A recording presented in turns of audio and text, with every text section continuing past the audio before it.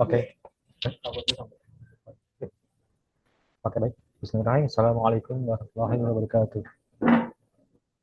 Selamat datang teman-teman bedil sekalian, kawan-kawan bedil. Selamat datang di bedil sesi online yang ke-9 ya, 9. Yang ke-10 atau 9? 10. Ya skip 1. 10 yang berjudul Kapitalisme Demokrasi Tanpa Rakyat. Jadi seperti biasa, kali ini susunan acara kali ini adalah pertama adalah sambutan dari pembina bedil yaitu Bapak Yanson. Lalu kita akan lanjut ke penyampaian materi. Lalu yang terakhir akan ada sesi diskusi atau tanya jawab. Nah, materi hari ini adalah kapitalisme demokrasi tanpa rakyat. Kita akan menyelam ya bagaimana demokrasi yang ditetapkan saat ini sering diklaim menjadi wadah kedaulatan rakyat. Dan yang nyatanya itu hanya menjadi panggung di mana para kapital atau pemilik modal memainkan boneka-boneka mereka di panggung demokrasi pada hari ini melalui kontrol uang, media atau opini publik. Sistem demokrasi ini menciptakan ilusi bahwa kita itu berpartisipasi. Padahal yang sebenarnya terjadi fundamental yang menjadi substansinya yang terjadi itu tidak berubah. Oke, lanjut ya. Dari pengantar materi tadi kita akan lanjut uh, mendalami lebih lanjut nanti di penyampaian materi. Sekarang kita akan mendengar terlebih dahulu kata sambutan dari Bapak Yanson. Bapak Yanson, waktu dan tempat saya persilakan. Baik, moderator, terima kasih. Assalamualaikum warahmatullahi wabarakatuh. Alhamdulillahirrahmanirrahim. Salatu wassalamu ala asrafil anbiya mursalin wa ala alihi washabihi. Amma ba'du, alhamdulillah, puji dan syukur kita panjatkan kepada Allah SWT yang telah memberikan nikmat iman, nikmat Islam, nikmat kesehatan, dan nikmat yang lain. Salam dan salam kita panjatkan pada junjungan kita baginda Muhammad SAW, para sahabat dan kaum muslimin. Baik, pertama suara saya cukup jelas ya teman-teman di Zoom. Jelas. Alhamdulillah. Ya, kita ketemu lagi dengan bedil online chapter 10 ini. Kita coba angkat kapitalisme demokrasi tanpa rakyat kan ya. Nah, ini adalah sesi yang berkelanjutan untuk memahamkan lagi kepada teman-teman generasi muda terutama untuk memahami apa sih itu ideologi, terutama ideologi kapitalisme yang sedang memimpin dunia pada saat ini. Nah, banyak di antara kita mengkritik, bahkan kemarin tuh mungkin teman-teman sempat baca ya bagaimana kasus Tom Lembong. Itu fakta yang sangat nyata gitu loh. Ya, sangat nyata bahwa seorang hakim menghukum Tom Lembong itu berdasarkan karena Tom Lembong terlampau kapitalisme kan gitu. Terlampau menggunakan ekonomi kapitalisme. Nah, artinya kalau kita lihat saat ini sang hakim sendiri beliau juga tidak memahami apa itu kapitalisme. Dan kita lihat negara kita saat ini juga padahal sudah melaksanakan bahkan mengadopsi sistem ekonomi kapitalisme. Nah, kalau dia mau menghukum, maka hukumlah negara ini kan begitu ya. Itulah menunjukkan bahwa di level orang tertentu itu sendiri tidak memahami ideologi kapitalisme itu sendiri. Mungkin bisa jadi tidak memahami apa itu ideologi gitu loh. Nah, kenapa? Karena mereka sedang hidup dalam sistem dan mereka punya ukur menyatakan bahwa sistem kapitalisme atau sosialisme yang berlangsung atau yang mereka alami gitu loh. Nah, mereka tidak punya tolak ukur Nah, ini juga salah satu timpangan di kalangan umat Islam. Oleh karena itu, kami dari Bedil tidak berhenti sampai di sini dan tidak akan selalu mengedukasi generasi muda bagaimana memahami suatu ideologi yang sedang diterapkan di suatu negeri, gitu. Agar nanti punya tolak ukur, punya parameter, oh ini ideologinya ini, oh ini ideologinya ini ya, sehingga dia bisa menentukan jalan hidupnya dengan ideologi yang dia pahami gitu loh. Ya kan, kalau misalnya kita dulu waktu SMA belajar fisika gitu kan, antara air dingin dan air panas gitu. Apa yang membedakan air dingin dan air panas itu? Ya kan? Nah, kita harus punya tolak ukurnya. Oh ini airnya panas. Celup lagi tangan, oh ini airnya dingin. Harus punya tolak ukur itu. Nah standar itulah harus kita gunakan untuk menentukan ideologi tersebut. Mungkin itu tidak berpanjang-panjang sebagai pembuka.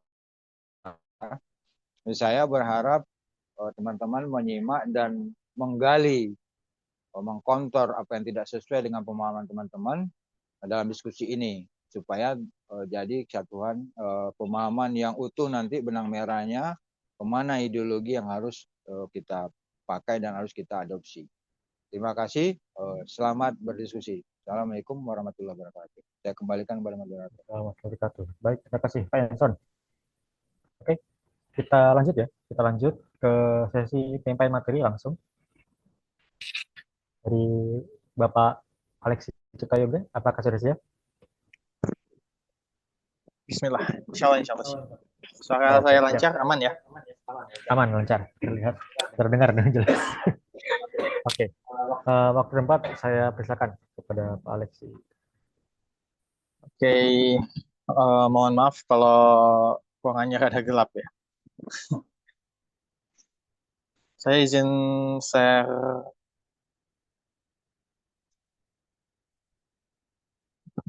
Oke. Kelihatan? Aman? Lihat, aman.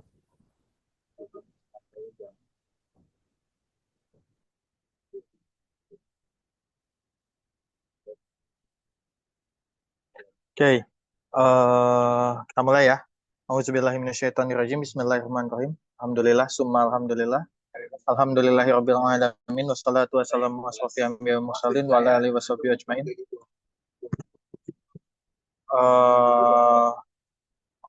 Allahumma sholli ala sayyidina Muhammad wa ala alihi wa itratihi bi adadi kulli man numilak.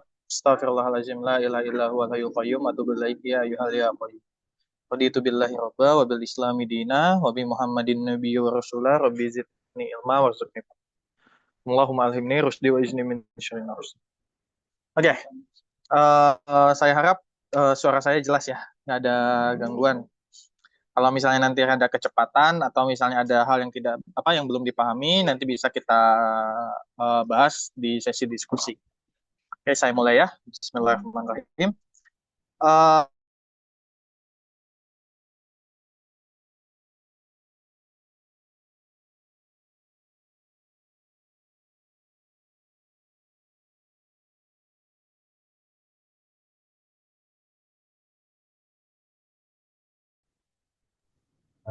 Masih delay audionya, Pak Alex. Jaringannya. Oke, sip. Sudah terdengar. Oke ya. Oke, judul kali ini adalah kapitalisme demokrasi tanpa rakyat. Seperti tadi dimention oleh Pak Yanson, judul kali ini tuh kita ingin menunjukkan adanya satu kondisi yang bisa dikatakan sebenarnya demokrasi ini milik rakyat atau bukan sih? Kan slogan demokrasi kan sangat jelas ya, dari rakyat, untuk rakyat, dan oleh rakyat. Nah pertanyaannya, sebenarnya slogan itu sesuai atau enggak sih? Bagaimana kita bisa tahu apakah slogan ini memang benar untuk rakyat seperti kita atau memang bukan? Makanya di subjudulnya kami tambahkan demokrasi tanpa rakyat. Kenapa? Ya nanti akan saya jabarkan dan akan saya buktikan bahwa karena kapitalisme, demokrasi itu nggak butuh rakyat. Ya, oke. Muncul pertanyaan, demokrasi diklaim sebagai sistem kedaulatan rakyat. Ini sudah apa ya? Sudah mafhum yang umum.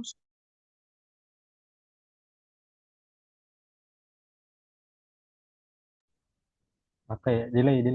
Oke, coba tes. Belum nih, belum masuk. Share screen-nya lewat Fahmi aja. Bisa nggak? Di WA udah diituin. Sorry, ada sedikit gangguan teknis.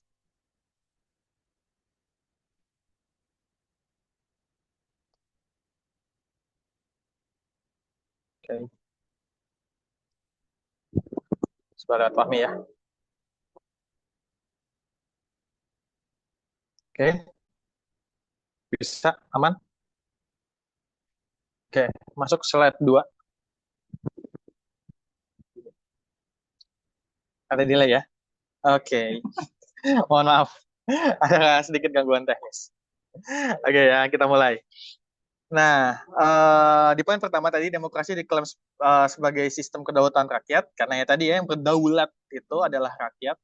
Bahkan kita tahu bahwa anak SD atau SMP pun paham terkait masalah demokrasi, bahwa masalah demokrasi itu kondisinya harus yang berdaulat adalah rakyat. Ya. Yang kedua, dalam kapitalisme suara rakyat cenderung dibeli atau diabaikan. Nah ini nanti akan kita cari tahu apakah benar atau tidak dan penyebab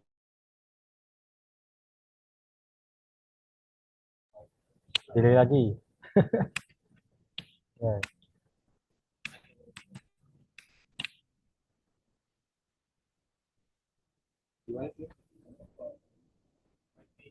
bandwidth-nya terlalu kamu.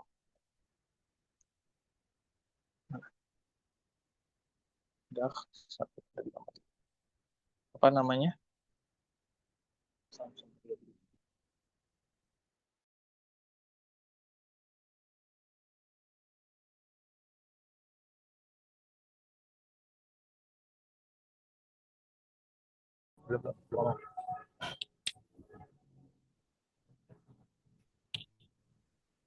belum. Belum.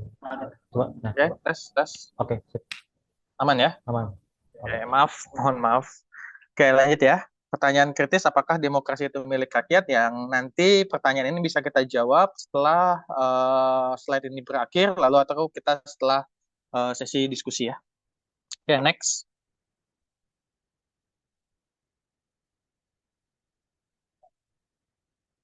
Oke. Oke. Kapitalisme dan demokrasi kita bahas di relasi permukaan, hubungan permukaannya. Asumsi umumnya, kapitalisme mendukung demokrasi. Kenapa? Karena nanti pertumbuhan ekonomi akan menaikkan kelas menengah, akan ada kelas menengah akan sejahtera, lalu akan memberikan kebebasan individu. Nah, kenyataannya pertumbuhan ekonomi terjadinya ketimpangan, kooptasi elit, dan komodifikasi suara. Nah, komodifikasi suara ini yang memang kondisi yang samar tapi nyata. Para intelektual itu mengatakan bahwa namun kapitalis yang menentukan. Tapi bagaimana kok bisa kapitalis itu menentukan ya? Oke, sok kita lanjut next. Oke, mengapa kondisi ini bisa terjadi? Ada satu buku menarik. Jadi kalau teman-teman tertarik, ini judulnya karya John Zeller, The Nature and Origin of Mass Opinion. Dan ini adalah seorang doktoral yang memang melakukan studi terkait opini publik, yang dimana opini publik ini akan memberikan hasil apakah suatu negara itu bersifat demokratis atau memang non demokratis, gitu ya. Nah, opini publik bukan asli dari masyarakat, lead opinion. Rakyat tidak membentuk opini, tapi rakyat hanya mengikuti arus opini. Ya, okay, next.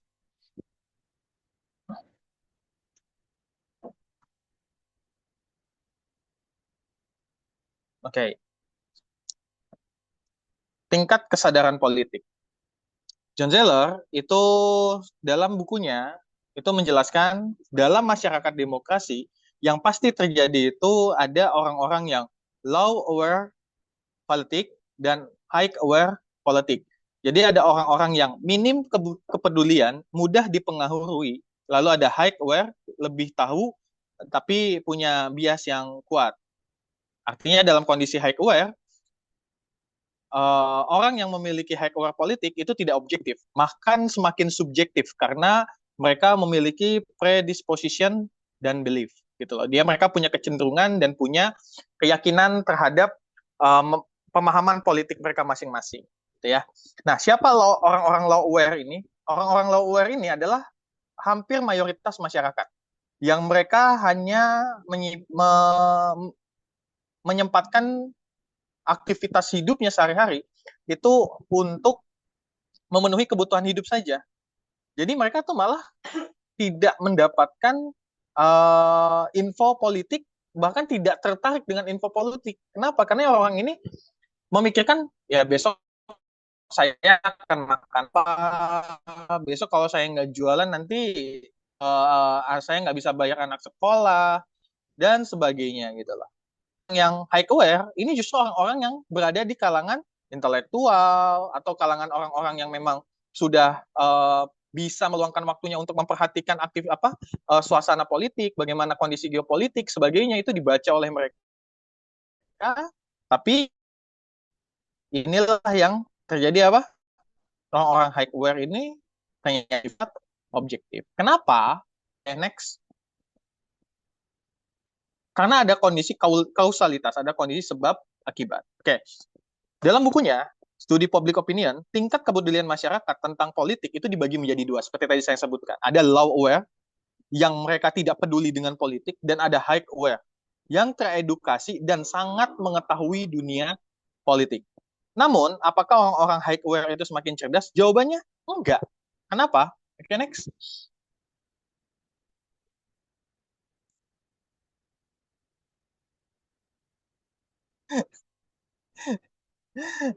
Oke, karena semakin terdidik seseorang sebenarnya telah memiliki predisposition atau kecenderungan dan pre-existent belief, keyakinan yang sudah melekat sebelum. Nah, keduanya itu berfungsi sebagai filterisasi. Informasi sehebat apapun akan disaring terlebih dahulu oleh keyakinan mereka sebelumnya.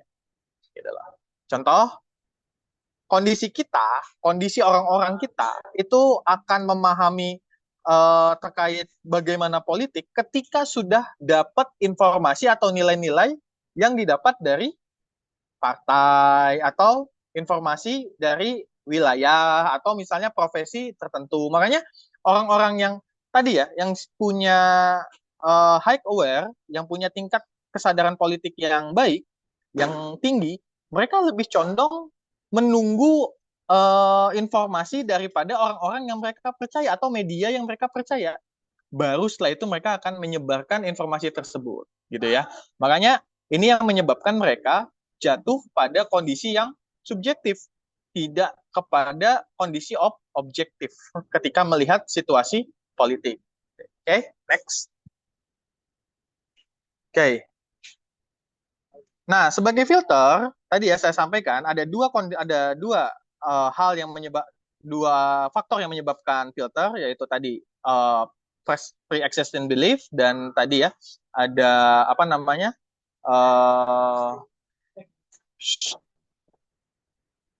ada pre-existing belief, dan tadi ada yang sudah memiliki. Oke, kita lanjut ya. Tadi ada iklan. Jadi ada pre-existing belief sama ada predisposition, ya. Nah, jika ada informasi itu cocok dengan keyakinan kita atau keyakinan orang-orang yang yang high aware tadi, itu akan diterima. Nah, kalau nggak cocok bagaimana? Ternyata orang-orang yang high aware ini justru bukan semakin cerdas atau semakin objektif, melainkan sifatnya semakin subjektif dan lebih banyak menyaring informasi karena sebelumnya telah memiliki belief. Oke, misal begini, teman-teman. Saya akan katakan, Jokowi pembohong. Ketika misalnya mendengar kata kalimat atau kata tadi, apakah teman-teman itu langsung mengatakan, oh iya, oh enggak? Ketika ada orang-orang yang punya kesadaran politik yang baik, mereka ada juga orang yang bersifat subjektif. Kenapa? Karena tadi mereka sudah memiliki pre-existent belief. Mereka sudah punya keyakinan. Jadi jangan aneh.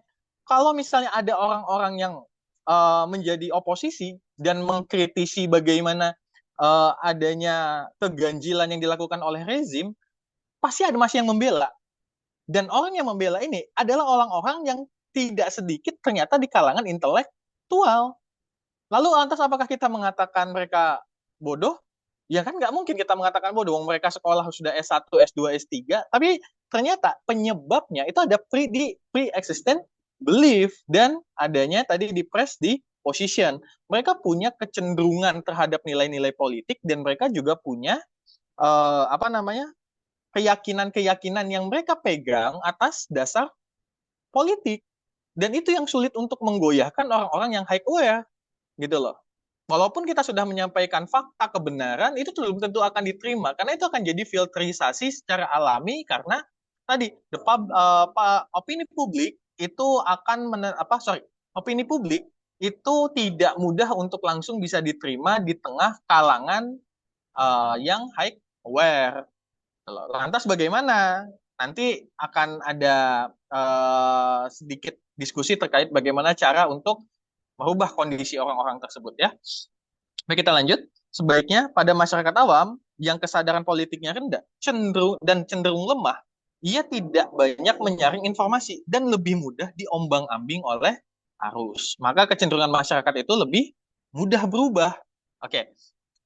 Kalau misalnya kita lihat masyarakat kita, masyarakat Indonesia, ada yang dulu kita tahu bela mati-matian dari 2014 sampai 2019 berakhir 2044. Wah, itu orang bela mati-matian.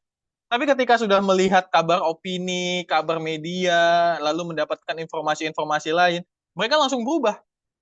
Langsung mereka mengatakan memang jahat. Kok kita mau ya? Kok inilah? Kok itulah? Kok itu? Loh, karena orang-orang yang high aware, yang low aware atau orang yang punya kecenderungan lemah terhadap politik, itu tinggal mengikuti arus opini saja. Opini itu yang akan menyetir mereka ketika mereka mengatakan bahwa, oh, ternyata si ini jahat karena ada A, B, C, D yang dilakukan. Atau misalnya ada yang mengatakan tadi, oh, Tom Lembong itu adalah korban. Oh iya, secara fakta korban dari hukum dan bagaimana sistem. Tapi kita jangan sampai salah bahwa Tom Lembong juga menerapkan sistem kapitalis yang dimana sebenarnya Indonesia juga menerapkan sistem kapitalis. Ini kan ada kondisi yang tidak sesuai. Artinya orang zolim menzolimi orang zolim gitu loh. Ini kan juga nggak bisa dibenarkan. Makanya kita harus benar-benar jeli dalam melihat situasi politik itu, gitu ya. Dan itu yang akan menjadikan supaya kita bisa melihat satu keadaan lebih jernih dan lebih jelas. Oke, okay? Next. Nah, akibatnya semakin terdidik belum tentu semakin netral. Itu yang tepat, yang pasti terjadi kata John Zeller. Semakin dia terdidik, maka dia tidak semakin netral. Gitu. Oke, next. Oke, bagaimana hal itu bisa terjadi? Jadi ada teori Rush model. Ini teori yang cetuskan oleh John Zeller di bukunya The Public Opinion, gitu ya. Teori ini terdiri dari tahap pertama receive, menerima. Individu menerima informasi politik dari lingkungan, terutama melalui media, informasi dari elit politik, lingkungan sosial, tapi tidak semua orang memiliki kesempatan yang sama untuk menerima informasi. Orang dengan high political awareness lebih banyak menerima informasi karena lebih aktif mengikuti berita dan diskusi politik. Nah, kondisi orang-orang yang low bagaimana? Kan orang-orang yang low kan itu tidak melakukan aktivitas untuk mencari informasi lebih karena tadi disibukkan dengan aktivitas memenuhi kebutuhan hidup hariannya, gitu ya. Oke, next. Oke, kondisi kedua itu accept, menerima secara kognitif. Jadi tidak semua informasi yang diterima akan diinternalisasi. Informasi akan diterapkan atau ditolak tergantung pada predisposisi atau keyakinan atau kecenderungan seseorang itu sendiri. Jika informasi itu sesuai dengan kepercayaan yang sudah ada, maka itu akan diterima. Tapi jika itu bertentangan, maka akan ditolak atau diabaikan. Jadi jujur fenomena ini mirip dengan confirmation bias gitu loh. Jadi ketika melihat fakta itu tidak langsung mereka mereka akan indra secara maksimal untuk mendapatkan nilai-nilai yang ada pada fakta tersebut. Ketika memang fakta itu dirasa dari awal udah nggak sesuai, itu akan ditolak. Gitu loh. Itu nggak sedikit. Misal gini, ada orang nggak suka dengan tokoh politik A. Siapa gitu, misalnya MDK, gitu ya. Ketika politik, nah ketika orang ini sudah punya rasa ketidakcocokan dengan maka apapun informasi yang muncul dari dari figur A ini itu akan ditolak sama mereka gitu loh. Tapi kalau misalnya ada orang-orang yang sangat menyukai figur A, mereka sudah yakin figur A ini bisa melakukan perubahan, bisa menerapkan kerja nyata dan sebagainya, itu sangat gampang. Mereka itu akan memberikan branding yang bagus, mereka akan memberikan keyakinan kepada orang-orang lain, mereka akan memberikan penjelasan bahwa figur A itu orang yang A, B, C, D, dan wah, itu akan diterima dengan sangat mudah gitu loh.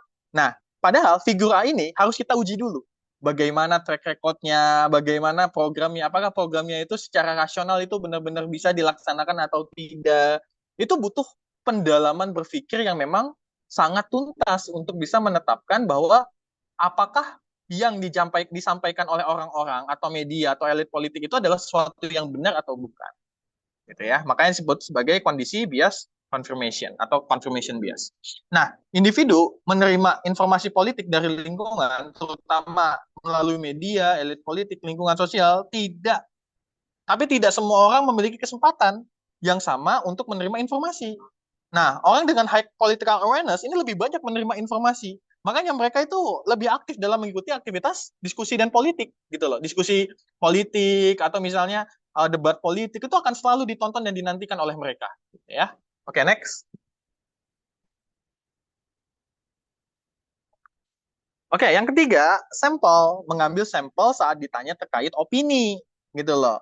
Ini kondisi terakhir. Nah, ketika seseorang memberikan pendapat, misalnya dalam survei atau pendapat terhadap figur daripada orang-orang awam, orang-orang yang high awareness, orang-orang yang tertarik dengan politik ini, mereka nggak akan mengingat semua informasi secara utuh, gitu loh. Karena informasi politik itu banyak banget, gitu loh. Kalau melakukan penyaringan itu butuh waktu yang lama. Nah, tapi mereka akan mengambil sampel dari pikiran atau informasi yang tersedia dari memori pada saat itu. Jadi mereka hanya akan menyampaikan informasi terkait branding, terkait yang dilakukan, gitu loh. Walaupun itu hanya sepotong atau penggalan dari satu aktivitas yang dilakukan oleh suatu figur A, gitu loh, maksud saya. Nah, ini yang terjadi pada kondisi rakyat atau bangsa yang menerapkan sistem demokrasi. Artinya akan ada kondisi yang memang tidak ideal dalam sistem demokrasi itu. Gitu loh. Orang-orang yang low awareness itu butuh informasi politik agar mereka tahu kondisi dan keadaan mereka ke depannya. Orang-orang yang high awareness, orang-orang yang tinggi kesadaran politiknya malah bersifat subjektif, tergantung daripada kecenderungan dan keyakinan terhadap terhadap nilai-nilai politik yang mereka miliki. Lalu bagaimana kondisi orang-orang yang low? Orang-orang yang low tinggal ngikutin aja. Oh, saya mah udah percaya sama partai A. Partai A mah udah bagus banget, nilainya Islami misal gitu. Atau menerapkan nilai nasionalis. Wah, saya udah cocok banget gitu loh. Bangsa kita tuh bangsa yang memang beragam, bla bla bla. Hal-hal itu aja yang akan disampaikan oleh mereka gitu loh. Dan mereka tidak akan bisa menjabarkan bagaimana kondisi secara utuhnya. Hanya nilai-nilai yang dikatakan sebagai sampel, nilai-nilai yang hanya sepintas, hanya nilai-nilai sepenggal yang berupa informasi yang akan dijelaskan untuk meyakinkan kecenderungan seseorang. Dan ini lebih sering didengar atau lebih mungkin digunakan untuk membentuk opini saat itu, gitu loh. Makanya jangan aneh, kita nggak sedikit tahu kalau teman-teman itu ngikutin Twitter gitu ya, entah mulai dari tahun 2012 atau sampai sekarang, itu biasanya masih ada yang namanya tagar gitu loh. Nah, tagar itu kan tanda pagar. Nah, tagar itu tujuannya itu untuk memberikan informasi kepada seseorang agar dia secara tidak langsung mengikuti situasi politik. Nah, ketika orang itu mengikuti situasi politik, lalu dia baca, nah, nanti dia akan terbawa dan tercondong gitu loh dengan opini-opini itu. Ketika orang itu membaca dan ketika ternyata mereka sudah punya predisposition dan pre-existing belief-nya itu udah ada, mereka ketika membaca tinggal melihat, oh ini cocok buat saya, akan saya terima. Oh ini nggak cocok, maka dia tolak. Nah, orang-orang yang low itu tinggal begini aja. Ah, malas ngikutin politik mah, pusing, nggak akan selesai-selesai. Pokoknya mah kalau nanti ada yang masuk ke parlemen, yang baik juga bisa jadi jahat. Lah, itu opini politik yang sudah dibangun untuk dipahami oleh masyarakat. Akhirnya masyarakat itu uh, terzohirkan, terlihat oleh orang-orang yang malas ngikutin politik. Padahal aktivitas politik itu adalah aktivitas yang penting untuk kita ikuti. Kenapa? Karena aktivitas politik itu adalah aktivitas yang akan menentukan arah hidup kita ke depannya itu seperti apa. Gitu ya. Okay, next. Next. Oke. Oke, jadi gambaran yang saya jelaskan tadi, ilustrasi sederhananya adalah ketika mendengar banyak politik, itu akan diterima oleh seseorang. Ketika menerima berita yang sesuai dengan pandangannya, itu akan diterima. Ketika dia, nilai beritanya itu tidak sesuai, itu akan ditolak oleh mereka. Dan ketika orang itu ditanya pendapat soal isu politik, ia akan merespon berdasarkan ingatan terakhirnya. Dan itulah yang akan jadi sampel, gitu loh. Bayangkan, ingatan terakhirnya itu entah tuntas atau tidak, dilihat secara menyeluruh atau tidak, itu yang akan disampaikan oleh mereka untuk bisa memahami orang lain agar mengikuti pendapat politiknya mereka. Ya, oke, next. Nah, jadi di sini kita sangat tahu bahwa publik hanya menerima opini dari elit, media, politikus, korporat. Opini publik bukan hasil refleksi rasional, bukan hasil daripada berpikir rasional yang mendalam, tetapi hasil dari proses seleksi informasi yang sangat dipengaruhi oleh satu, intensitas paparan media. Makanya ketika memang kita lagi momen pemilu, lagi momen pesta demokrasi gitu ya istilahnya, itu semua media akan menampilkan terkait bagaimana situasi kondisi terkait pemilu. Itu yang akan memberikan gambaran di benak masyarakat terkait pemilu. Contoh ya, gitu. Begitupun juga dengan hal-hal yang lain ya. Kedua, ada bias keyakinan sebelumnya. Ada pre-existent belief itu yang akan memberikan pengaruh bias. Dan ini ada di kalangan orang-orang yang high aware politik. Dia orang-orang yang punya tingkat kesadaran politik yang tinggi. Oke. Ketiga terakhir, ketersediaan informasi saat menjawab. Nah, ketersediaan informasi saat menjawab, inilah yang sangat-sangat mempengaruhi orang-orang awam. Bayangkan orang-orang awam itu pengen tahu kondisinya tuh bagaimana, situasinya tuh bagaimana, gitu loh. Tapi ketika mereka menanyakan kepada orang-orang yang mengikuti aktivitas politik, lalu dijawab oleh mereka yang tadi hanya mendapatkan sedikit potongan informasi, itu yang mencoba mereka lakukan untuk supaya mereka yakin dengan aktivitas politik, gitu ya. Oke, next. Nah, jadi hasilnya apa? Tidak semua menerima dengan kritis. Yang terjadi adalah selektif dan dangkal. Penerimanya itu sangat selektif dan sangat dangkal.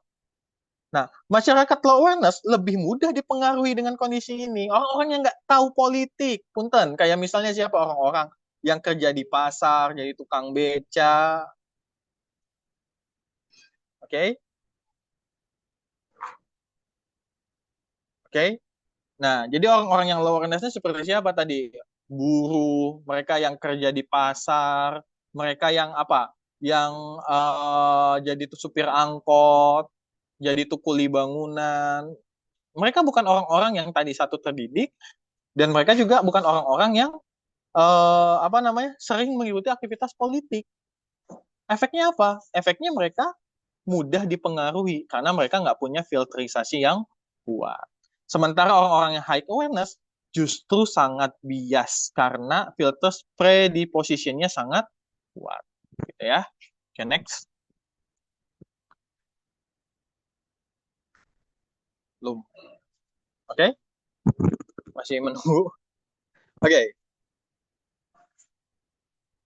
Jadi opini rakyat itu sama dengan hasil propagasi elit, bukan kehendak independen. Gitu loh. Jadi opini rakyat itu bukan opini hasil daripada pemikiran individu, tapi hasil propagasi elit. Elit politik dan media memiliki peran besar dalam bentuk opini publik karena mereka mengontrol informasi yang bisa di-receive, gitu loh. Mereka bisa mengatur itu. Mereka bisa menciptakan pengulangan agar opini tersebut disimpan di memori, lalu siap untuk disampel. Jadi mereka tuh media tuh sangat-sangat mudah untuk membuat informasi itu diterima oleh masyarakat dari berbagai kalangan, lalu itu akan disampel. Setelah di-receive, sampel, receive, sampel, receive, sampel, receive, sampel. Tinggal bikin tagar-tagar branding atau misalnya bikin apa namanya menunjukkan aktivitas-aktivitas politik yang nyata supaya itu tinggal diterima oleh masyarakat gitu loh. Nah, dampak dalam kapitalisme opini rakyat ini direkayasa demi pasar dan elit. Nah, ini jadi disinilah peran kapitalisme, orang-orang pemilik modal ini mulai memasukkan memasuki ranah politik untuk merekayasa demi pasar dan para elit politik. Gitu loh. Oke, next.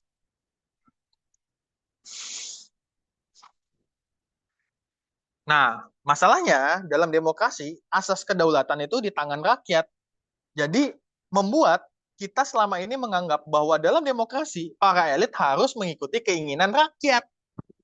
Padahal fakta yang terjadi justru sebaliknya. Elitlah yang menyetir opini dan keinginan publik. Kenapa? Karena publik itu umumnya low awareness. Sedangkan elit itu adalah high awareness. Makanya dikatakan secara tadi kondisi punten Indonesia gelap, tagar kabur aja dulu. Tiba-tiba pemimpinnya mengatakan mau pergi, pergi aja lu. Indonesia cerah kok. Lah, bayangkan loh. Sedangkan orang-orang itu ngelihat media, tinggal melihat kalau orang-orang itu punya kecondongan sama pemimpin tadi, mereka akan mengatakan apa? Oh bener, nggak ada yang salah. Karena punya persistent belief. Gitu loh.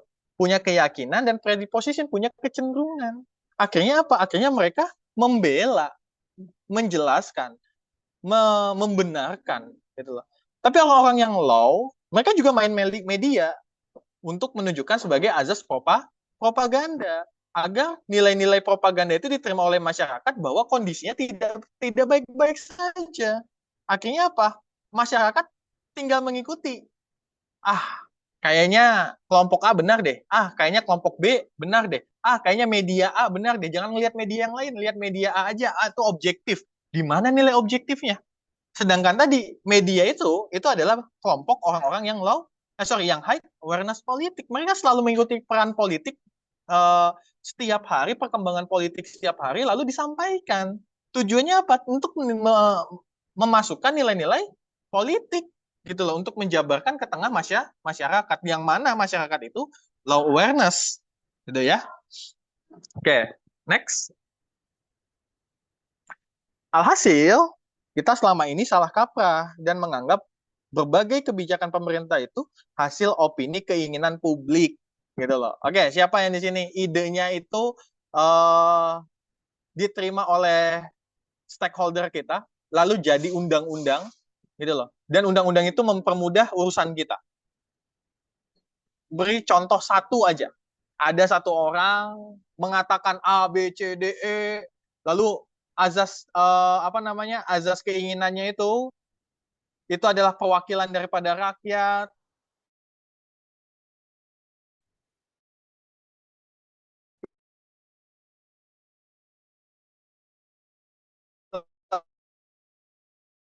Lalu itu yang terjadi apa? Opini atau keinginan elit itu yang telah diatur. Jadi opini itu adalah keinginan elit yang telah diatur sedemikian rupa oleh pihak politik tertentu gitu loh. Jadi inilah masyarakat. Jadi sebenarnya arah Indonesia itu tagar 2045 Indonesia cerah atau cemas kan sorry Indonesia emas atau Indonesia cemas itu kan akhirnya bisa terlihat gitu loh dengan kondisi kita sekarang, menuju cemas apa menuju emas. Nggak sedikit yang mengatakan masuk cemas, tapi ketika sudah melihat kondisi cemas mereka ditanya lalu apa yang harus dilakukan. Lah saya mah percaya sama orang-orang yang memang sudah, lah kan itu nggak bisa. Itu artinya mereka hanya mendapatkan atau menjelaskan yang mereka pahami dari pendapat orang lain, opini orang lain, bukan daripada hasil pemikiran mereka masing-masing. Gitu. Oke, next.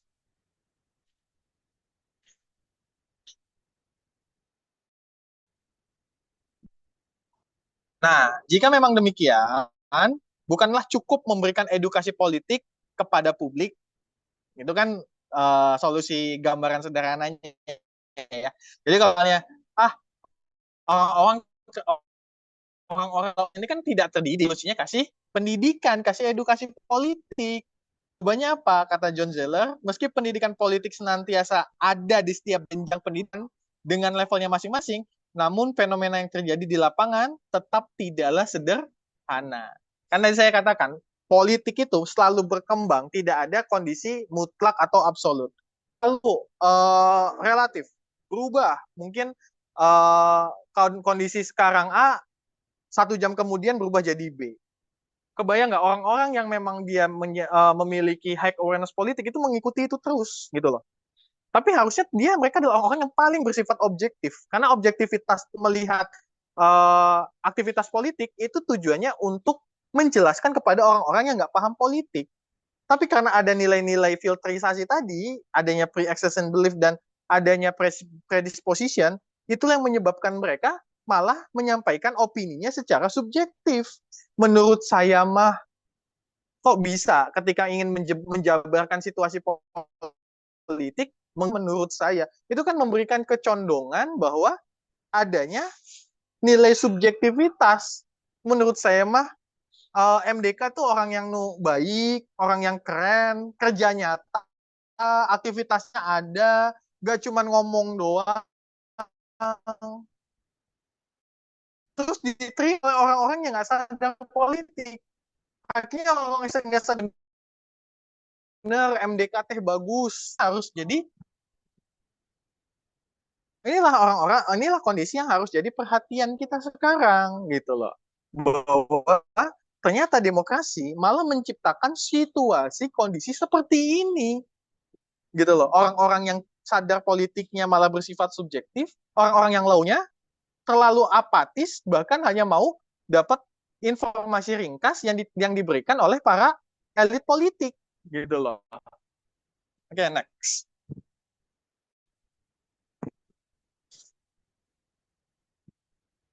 Nah, akhirnya apa? Sebagai kalangan awam yang sedikit tahu, maka publik akan mencari rujukan atau referensi politik. Kepada siapa?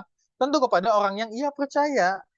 Dalam konteks politik, pihak-pihak yang menjadi referensi adalah siapa? Partai politik, kubu politik tertentu, itu referensi mereka. atau media A, media B gitu loh. Itu akan menjadi referensi mereka. Dan akhirnya dalam menentukan opini publik, publik tidak akan pernah bersifat objektif. Oke, next.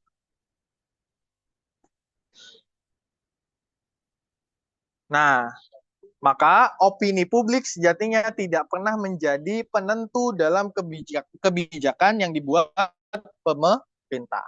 Kebijakan yang dibuat pemerintah, Kedaulatan berada di tangan rakyat hanya mitos belaka. Yang sebenarnya terjadi adalah elit-elit opinion. Gitu loh. Elit lah yang mengatur opini.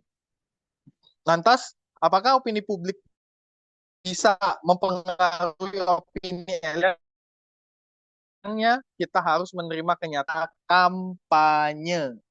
Ingat, opini publik itu diterima oleh orang-orang elit itu ketika masa kampanye. Yaitu ketika elit akan memperhatikan opini publik, rasa apa yang dirasakan oleh masyarakat, penderitaan masyarakat, itu yang akan diberikan itu yang akan dicari oleh mereka.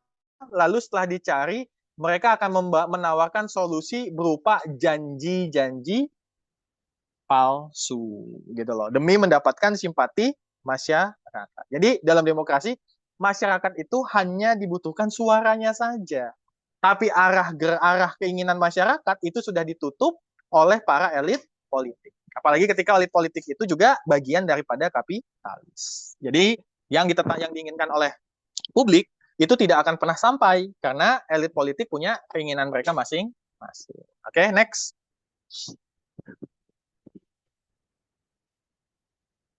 Oke. Demokrasi dalam kapitalis itu adalah teater ilusi. Makanya tadi saya katakan ini merupakan rahasia umum yang dipahami masyarakat.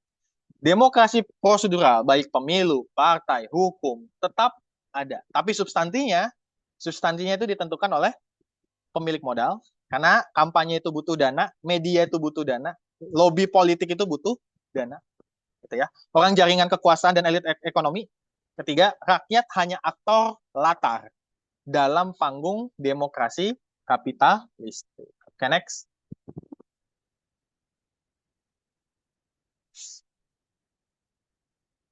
Jadi sekarang kita akan menelaah demokrasinya, gitu ya. Sinilah kita akan mulai memperhatikan demokrasi. Tadi kita sudah lihat peran masyarakat yang terjadi dalam wilayah demokrasi seperti apa. Tapi ketika kita lihat sekarang fundamen demokrasi, itu kita lihat daripada buku yang digadang-gadang sebagai azas dasar dari demokrasi, yaitu apa? Republik. Sekitar tahun 360 Masehi. Siapa yang membuat? Plato. Nah, oke. Menariknya, Plato yang disebut sebagai bapak demokrasi, dalam bukunya justru menyatakan bahwa demokrasi merupakan imperfect society. Masyarakat yang tidak sempurna. Oke, next. Kenapa? Kenapa jadi masyarakat yang tidak sempurna? Oke. Sebelum kita jawab, kita harus tahu dulu. Plato membagi masyarakat itu menjadi dua, yaitu perfect society dan imperfect society. Contoh imperfect society itu ada demokrasi, aristokrasi, oligarki, dan tirani. Ya, next. Next.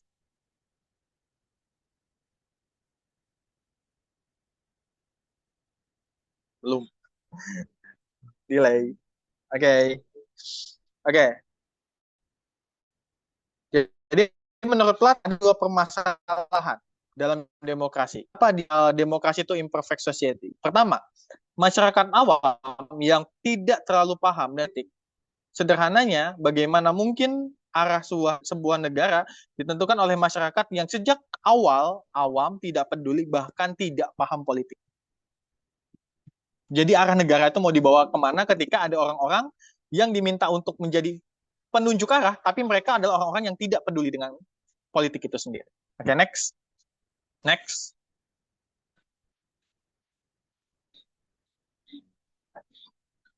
Nah, kondisi ini hanya akan menghasilkan demagog. Apa itu demagog? Yaitu orang-orang yang pandai menghasut dan membangkitkan semangat rakyat untuk memperoleh kekuasaan dan mengendalikan opini publik.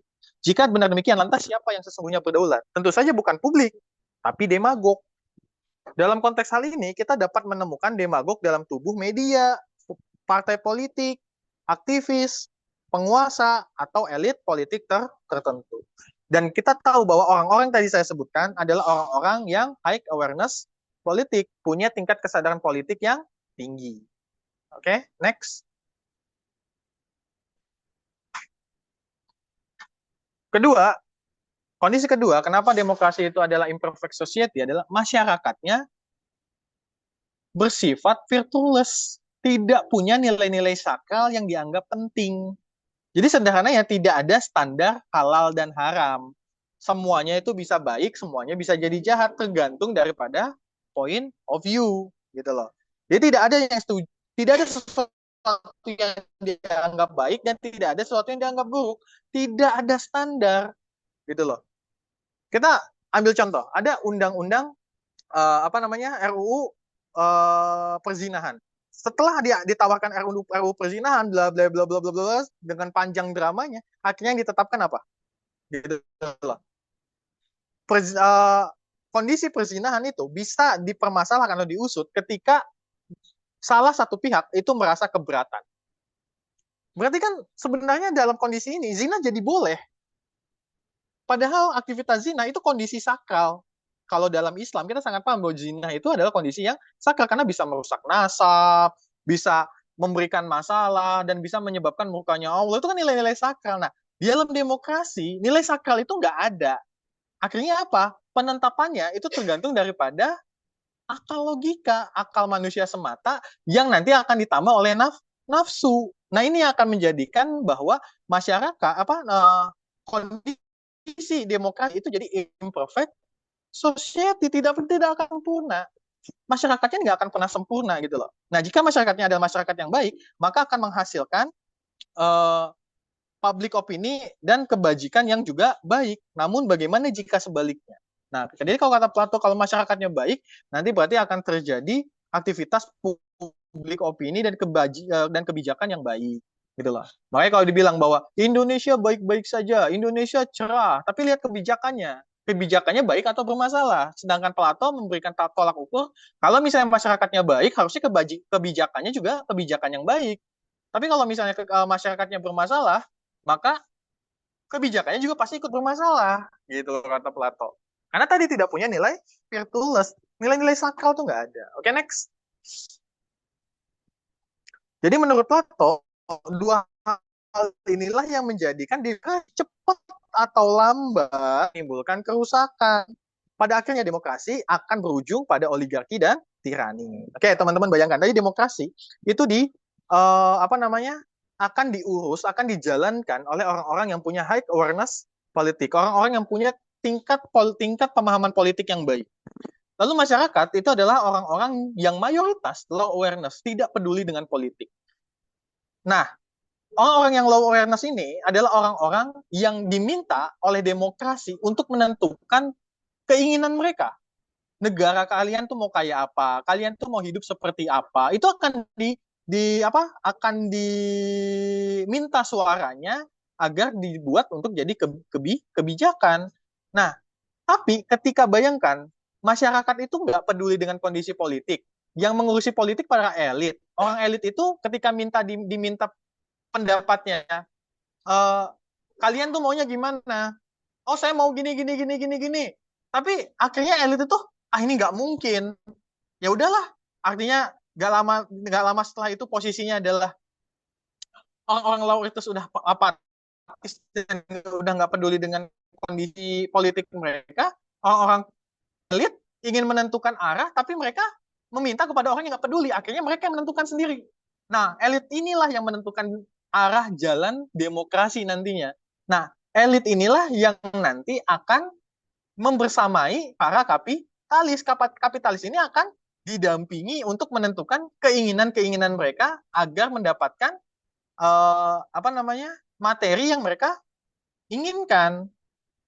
Nah, para elit inilah yang nanti akan mengarahkan arah demokrasi. Nah, ketika para elit tidak diingatkan, tidak dihentikan oleh rakyat, artinya mereka akan terus melakukan kebijakan sesuai dengan keinginan mereka, maka kata Plato, mereka akan berubah menjadi oligarki. Jadi teman-teman, oligarki itu bukan kondisi yang tiba-tiba ada. Kondisi oligarki itu muncul karena ketidakpedulian masyarakat terhadap politik dan membiarkan kerusakan yang dilakukan oleh para stakeholder akhirnya muncul gitu loh. Stakeholder membuat kerusakan, masyarakat juga bingung untuk menghentikan stakeholder, akhirnya stakeholder itu berkumpul membentuk kelompok, dan kelompok inilah yang disebut dengan oligarki. Nah, oligarki ini elit ini kan buat kerusakan, maka mereka akan menjadi seorang tirani, seorang pemimpin tiran, seorang yang akan seenak jidat menentukan kebijakan hanya untuk kepentingan dia tanpa mempedulikan kondisi rakyat. Loh, ini yang disampaikan Plato loh dalam demokrasi. Makanya kenapa Plato menempatkan demokrasi sebagai imperfect society, kondisi yang tidak sempurna. Makanya jangan aneh, tiba-tiba nggak sedikit orang Indonesia, nggak sedikit orang Indonesia yang melihat kasus Tom Lembong mengatakan apa? Memang hukum itu sudah tumpul, ada orang yang tidak menikmati korupsi tapi dihukum, ada orang yang menikmati korupsi hukum lebih rendah. Loh, dalam demokrasi azasnya tinggal untuk kepentingan siapa, Wong? Elit yang punya kepentingan kok, bukan rakyat. Rakyat ngomong itu udah bukan urusan elit lagi, gitu loh. Karena tadi kondisinya bukan di demokrasi lagi, tapi kondisinya sudah di oligarki, kelompok yang punya kepentingan, gitu ya. Makanya demokrasi itu akan mendominasi keinginan tanpa adanya kendali akal. Rentan pada manipulasi, populis, dan kooptasi dan kekuasaan. Dalam kapitalisme, demokrasi menjadi bentuk paling rusak. Suara itu dibeli bukan untuk dipahami. Gitu loh. Jadi suara itu dibeli hanya dan bukan untuk dipahami. Oke, next. Oke, lantas lantas bagaimana perfect society? Nah, tadi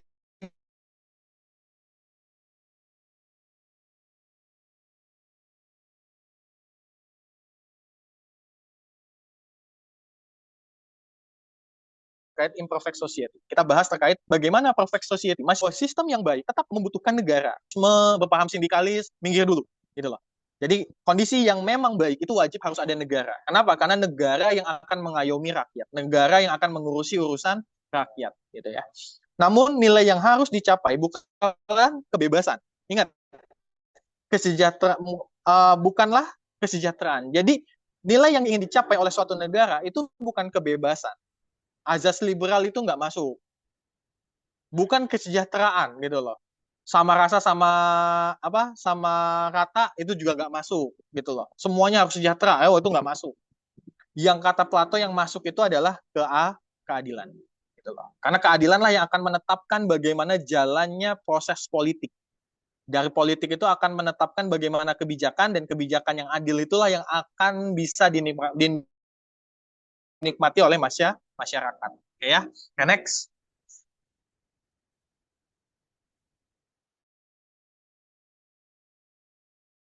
Oke, namun siapa yang berhak mendefinisikan keadilan?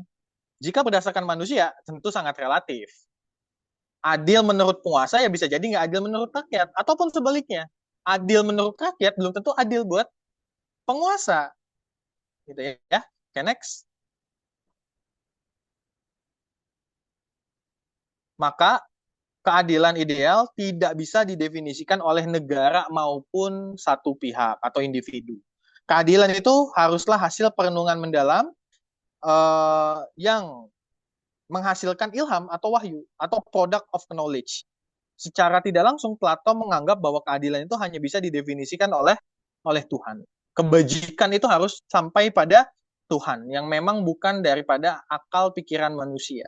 Itu harus daripada penimbangan dan pemikiran yang mendalam terhadap sesuatu yang Tuhan berikan. Jadi yang bisa memberikan definisi terhadap kebajikan, kepada keadilan, itu hanya definisi yang bisa dijelaskan oleh Tuhan, gitu ya, oleh wahyu. Okay, next. Karenanya menurut Plato seorang pemimpin negara itu harus seorang filsuf, bukan bisnismen, bukan jenderal, gitu loh, bukan politikus. Tapi kalau kata Plato, seorang pemimpin itu kalau bisa yang paling baik adalah para filsuf. Karena mereka akan merenungkan secara cemerlang mengenai definisi keadilan. Mereka akan berpikir sangat mendalam sampai mereka tuntas mendapatkan jawaban yang tuntas terhadap definisi keadilan, bukan berdasarkan hawa nafsu atau kepentingan pribadinya. Gitu loh. Oke, next.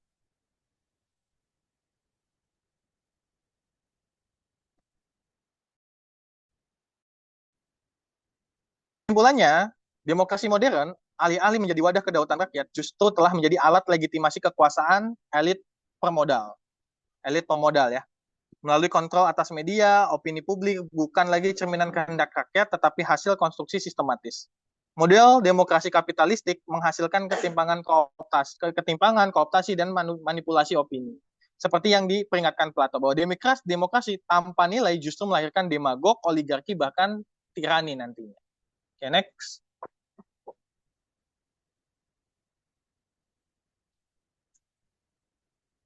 Oke, dan apa namanya, quotes demokrasi demokrasi merupakan pertunjukan wayang yang dimana para dalangnya itu berada di balik gitu loh, para pemilik modal. Oke, next. Wallahu alam bisawab. Saya kembalikan kepada moderator. Oke, thank you Pak Alexi. Sampai materi ya, lumayan. Dari sini kita sudah belajar ya bahwa sistem demokrasi di dalam kapitalistik menciptakan ilusi ya, ilusi bagi rakyat bahwa mereka seolah-olah menjadi partisipan dalam prosesnya, walaupun sebenarnya yang sebenarnya terjadi adalah elit-elit atau para pemilik modal inilah yang menjadi pengendalinya gitu. Dan dalam tambahan lagi adalah bahwa peringatan Plato ini makin relevan. Demokrasi tanpa fondasi nilai, tambah fondasi nilai akan memunculkan ketimpangan dan manipulasi opini publik, menjadikan rakyat yang kita lihat juga bahwa sudah dibodohi gitu, dibodohkan, menjadi bodoh. Bisa kita dari APBN untuk pendidikan, sektor pendidikan kan di negara ini tidak mencapai 20% gitu. Ya, yang menjadikan rakyatnya hanya menjadi aktor, sekedar aktor latar atau NPC lah. NPC dalam panggung demokrasi di dalam negara ini ya. Di apa kehidupan saat ini lah. Nah, oke, kita lanjut ya ke sesi diskusi atau tanya jawab. Bagi kawan-kawan yang ingin bertanya, boleh raise hand dan on mic atau bisa melalui chat. Jadi bagi kawan-kawan yang pengen nanya-tanya tentang terkait bagaimana sih sistem edukasi apa lah yang masih terkait dengan materi ini hari ini itu, boleh raise hand ataupun dan on mic ataupun bisa melalui chat. Silahkan bagi teman-teman semua.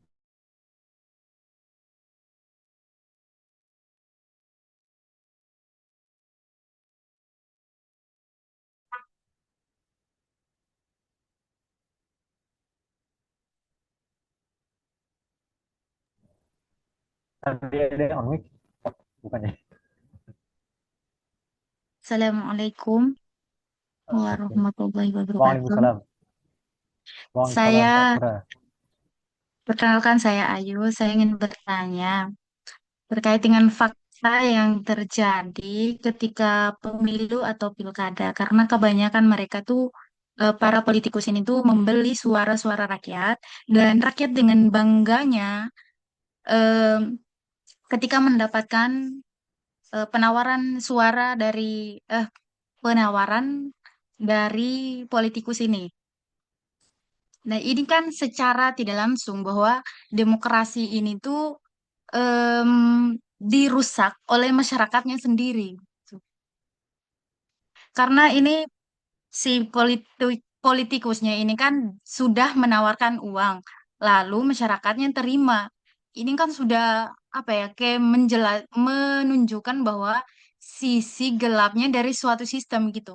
Mereka ingin memerintahkan, mereka ingin mendapatkan kursi kekuasaan untuk memerintah banyak orang, namun mereka menggunakan cara-cara yang tidak baik.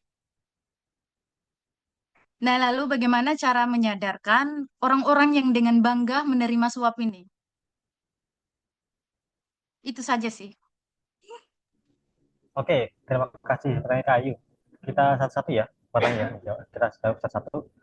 Jadi Oke. terkait serangan fajar nih, Pak Yoga. Dan kenapa kok yang menjadi target itu malah mau menjadi target serangan fajar? Oke. Oke. Oke, saya izin jawab ya. Bismillah.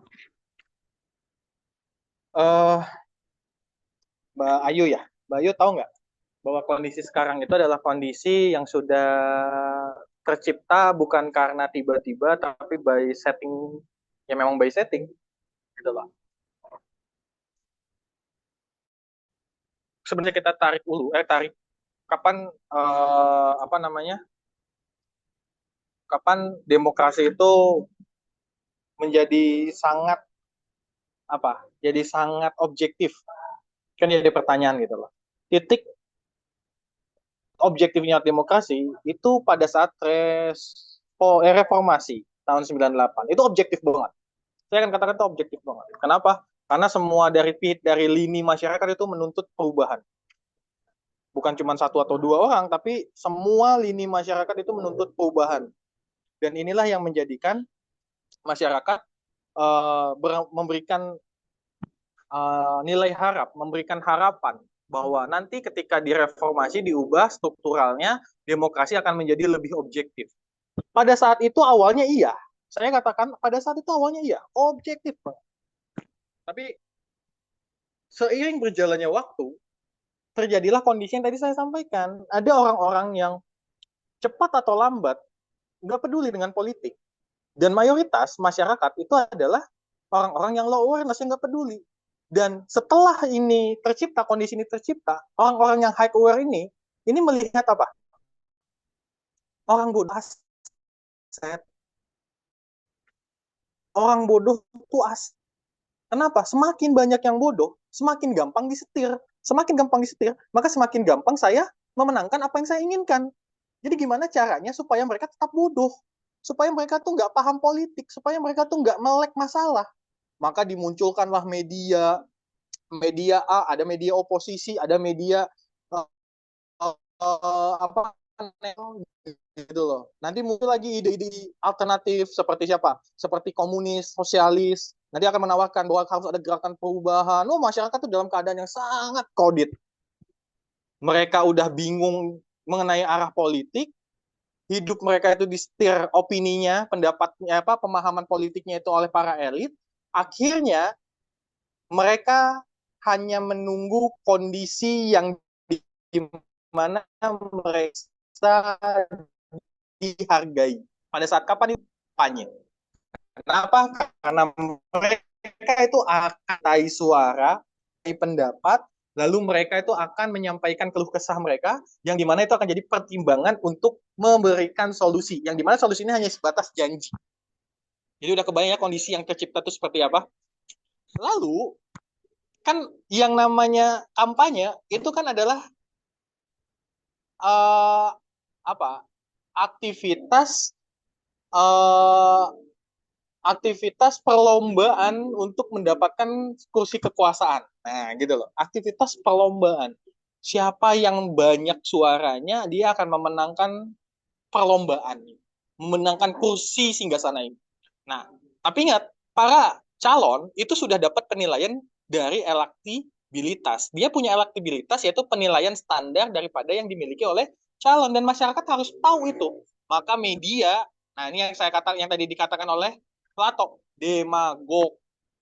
Demagog inilah yang menyusup, baik di media, partai politik, untuk memberikan arah kepada opini politik supaya masyarakat mengikuti opini politik yang mereka ciptakan. Jadi nanti akan ada tahun 2024 kemarin apa? Ngumpul di GBK, ngumpul di hall yang besar, ngumpul. Nanti mereka tuh akan diliput, dimasukin ke TV. Yang namanya masyarakat gak pernah masuk TV, tiba-tiba dikasih apa? Diliput di TV. Gimana nggak bahagia mereka? Gitu loh. Terus udah mah datang gratis masuk TV, dikasih makan siang, ditambah dikasih uang pulangnya. Uang itu adalah komoditi utama yang dibutuhkan masyarakat saat ini. Kenapa? Karena kapitalisme itu menciptakan kondisi yang dimana masyarakat itu akan selalu kekurangan dan merasa kekurangan terhadap kebutuhan hidup mereka. Kita belum bicara keinginan ya, tapi kita bicara kebutuhan hidup. Itu pernah saya bahas di kelas kenapa buruh itu nggak pernah tuntas, permasalahan buruh nggak pernah tuntas, karena tadi kapitalis itu memberikan kelayakan kepada masyarakat itu dengan upah minimum. Upah minimum itu yang akan dimanfaatkan masyarakat untuk memenuhi kebutuhan harian, memenuhi kebutuhan pendidikan keluarganya, kebutuhan kesehatan untuk seluruh keluarganya. Apakah biaya upah minimum itu cukup untuk memenuhi mereka? Enggak. Akhirnya ketika ada tawaran, punten 500.000. Lumayanan 500.000 mah. 500.000 untuk nggak bisa beli beras, bisa beli sayur. Akhirnya apa? Akhirnya mereka itu punya rasa, karena dapat, saya merasa dihargai, saya ajak teman-teman saya. Akhirnya elit politik itu membaca aktivitas ini. Elit politik bilang, Pak, kalau misalnya mau dapat lebih, ajak yang lain ya datang ke sini. Akhirnya dibentuklah skena tadi. Maka kalau dikatakan, berarti demokrasi itu yang merusak adalah rakyatnya sendiri. Saya katakan, secara tidak langsung iya. Tapi secara langsung perusaknya adalah mereka yang punya hawa nafsu untuk menguasai kekayaan negeri ini. Gitu loh. Dan itulah para kapitalisme. Dan para kapitalisme inilah yang akan menentukan kebijakan. Makanya ingat bagaimana saya sebut namanya aja Bambang Pacul ketika Mahfud M. Terus kata Bambang Pacul apa? Pak Mahfud tidak bisa menetapkan kebijakan sekarang. Saya kalau bisa menetapkan kebijakan sekarang, nanti saya ditelepon sama bos saya. Dia nanti akan bilang, Pak Bambang, hentiin. Oh siap Ibu, siap. Berarti kan di atas politisi itu ada orang. Dan itu siapa? Bosnya para politisi. Karena politik hidup daripada uang kapitalis. Nggak bisa mereka. Mereka emang dana dari partai emang bisa mencukupi kebutuhan mereka. Enggak. Disinilah komoditi uang menjadi komoditi utama. Gitu loh. Akhirnya apa? Tadi yang saya katakan, masyarakat yang low awareness, yang hampir mayoritas ini aset buat mereka. Dan terus kondisi ini akan terus-menerus. Ya, terus-menerus sampai nanti berubah jadi oligarki, dari oligarki berubah menjadi tirani. Nanti disinilah momen dihentikannya tirani itu. Dengan cara lagi, tapi harus dengan revolusi. Merubah semua sistem yang ada. Merubah kebijakan yang tidak hanya orang, tapi juga sistem jalankan. Nah, inilah yang menjadikan tolak ukur. Nah, pertanyaan kedua, bagaimana cara mengubah kondisi orang-orang yang percaya ini? Loh, Mbak, tadi kan sudah disampaikan bahwa yang namanya orang-orang yang punya high awareness politik, orang-orang yang punya kesadaran politik yang baik, tinggi, mereka punya pre-existent belief.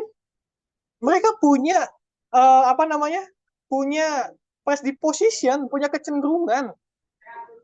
Jadi, gimana caranya kita menghancurkan nilai-nilai pre-existing dan nilai-nilai predisposition, nilai kecenderungan dan nilai keyakinan mereka tuh kita runtuhkan. Cara terbaiknya dengan apa? Membuat mereka meningkatkan penginderaan terhadap fakta politik. Jadi ketika ada fakta politik A, ketika mereka mengindra politik A, mereka cuma mungkin dapat di permukaannya saja, tapi dengan kita menawarkan nilai-nilai yang kita kaji secara mendalam, bahkan secara maksimal penggalian informasinya, kita akan tunjukkan, Pak, Bu, ini loh, Bapak cuma melihat kondisinya di sini, tapi kalau lihat Bapak ke dalam, bagaimana kondisi ini, bagaimana kondisi ini, bagaimana kondisi ini. Ini bukan karena cuma satu atau dua orang loh, tapi ini juga karena kelompok. Kelompok ini karena apa? Tingkat intensitas terhadap penerimaan fakta itu dikuatkan. Disitulah akan muncul kegoyahan dari pre-existent belief dan predisposition. Keyakinan dan kecenderungannya itu akan goyah, gitu loh. Nah, ketika itu udah mulai goyah, maka kembalikan kepada fitrah mereka. Itu penting. Fitrah mereka manusia. Kalau dia Muslim, dia harus iman kepada Allah dan tunduk pada mereka. Jelas itu kalau Muslim. Kalau yang non-Muslim bagaimana? Itu harus melihat bagaimana tingkat keadilan yang sudah berjalan di negara dia. Karena itu adalah standar tolak ukur jalannya sistem. Itu yang pertama. Kedua, itu yang paling mudah diindra oleh yang bukan Islam. Kenapa? Karena mereka nggak kenal syariat, tapi mereka bisa mengindra keadilan. Makanya nggak sedikit, banyak orang-orang punten ya, Cina itu juga nggak suka dengan kapitalis, walaupun mereka juga hampir mayoritasnya itu adalah kapitalis gitu. Tapi ini kenapa bisa muncul? Ini karena mereka sudah bisa mengindra secara mendalam gitu loh. Muncul ketidakpercayaan, muncul ketidakkeyakinan terhadap nilai-nilai yang pernah dia dapatkan. Tapi itu butuh proses yang cukup panjang. Makanya kalau misalnya kita hanya punten ya teman-teman di Bedil di sini hanya cukup memuaskan kualitas politiknya di level permukaan, ya kita tidak akan bisa sampai di level maksimal memahami politik atau apa yang terjadi dalam hidup kita. Tapi ketika kita mencoba mulai mengkaji, mencari fakta, mendalami fakta, mengkaitkan fakta yang satu dengan fakta yang lain, sampai pada satu kesimpulan. Kesimpulan itu adalah kesimpulan yang kuat, benar, dan bisa dipastikan kebenarannya, maka disitulah solusinya bisa didapatkan. Wallahu a'lam bishawab.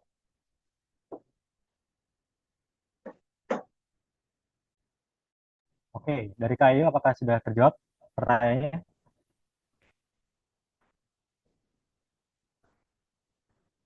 Nggak ada. Oke, tadi Kaat ya, Kaat boleh. Apakah mau on atau lewat chat? Oke, aku lewat ini aja. Menarik sih diskusinya. Aku tadi baru separuh tadi karena telat masuk. Ya kebetulan aku Adi. Kebetulan aku juga kalau masalah demokrasi kan karena aku akuin aku juga bagian dari partai, salah satu partai politik ya, dan ya demokrasi di Indonesia memang seperti itu, apalagi di negara berkembang ya. Ya sebenarnya kan demokrasi ini kayaknya nggak cocok ya diterapin di negara kita. Tapi ya anyway teman-teman pasti punya pendapatnya masing-masing. Tapi memang sepengalaman aku sih ketika aku 3 tahunan lah hampir aktif di partai, dan memang ya rakyat itu cuman jadi ini aja, cuman jadi alat buat dimanfaatin secara suara aja. Dan rakyat kita pun jangankan bicara rakyat, bicara kader partai pun hampir di Indonesia ini semua partai itu nggak ada ideologinya.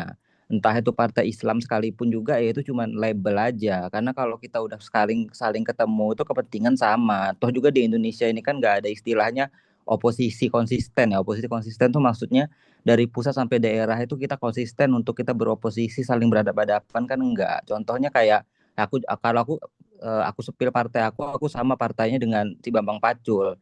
Ya di tingkat pusat ya partai aku dengan partainya PKS contohnya kan seolah-olah kayak kelas ya. Di tingkat bawah kita sering kerjasama dan oke-oke aja, dan bicaranya apa coba, bukan bicara masalah kerakyatan atau masalah apa ya, gimana apa yang bisa digarap buat dapet duit gitu-gitu aja teman-teman.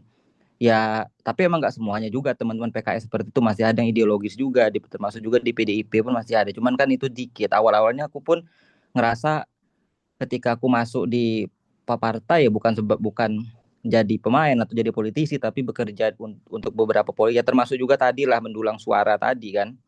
Ya idealisme itu nggak ada.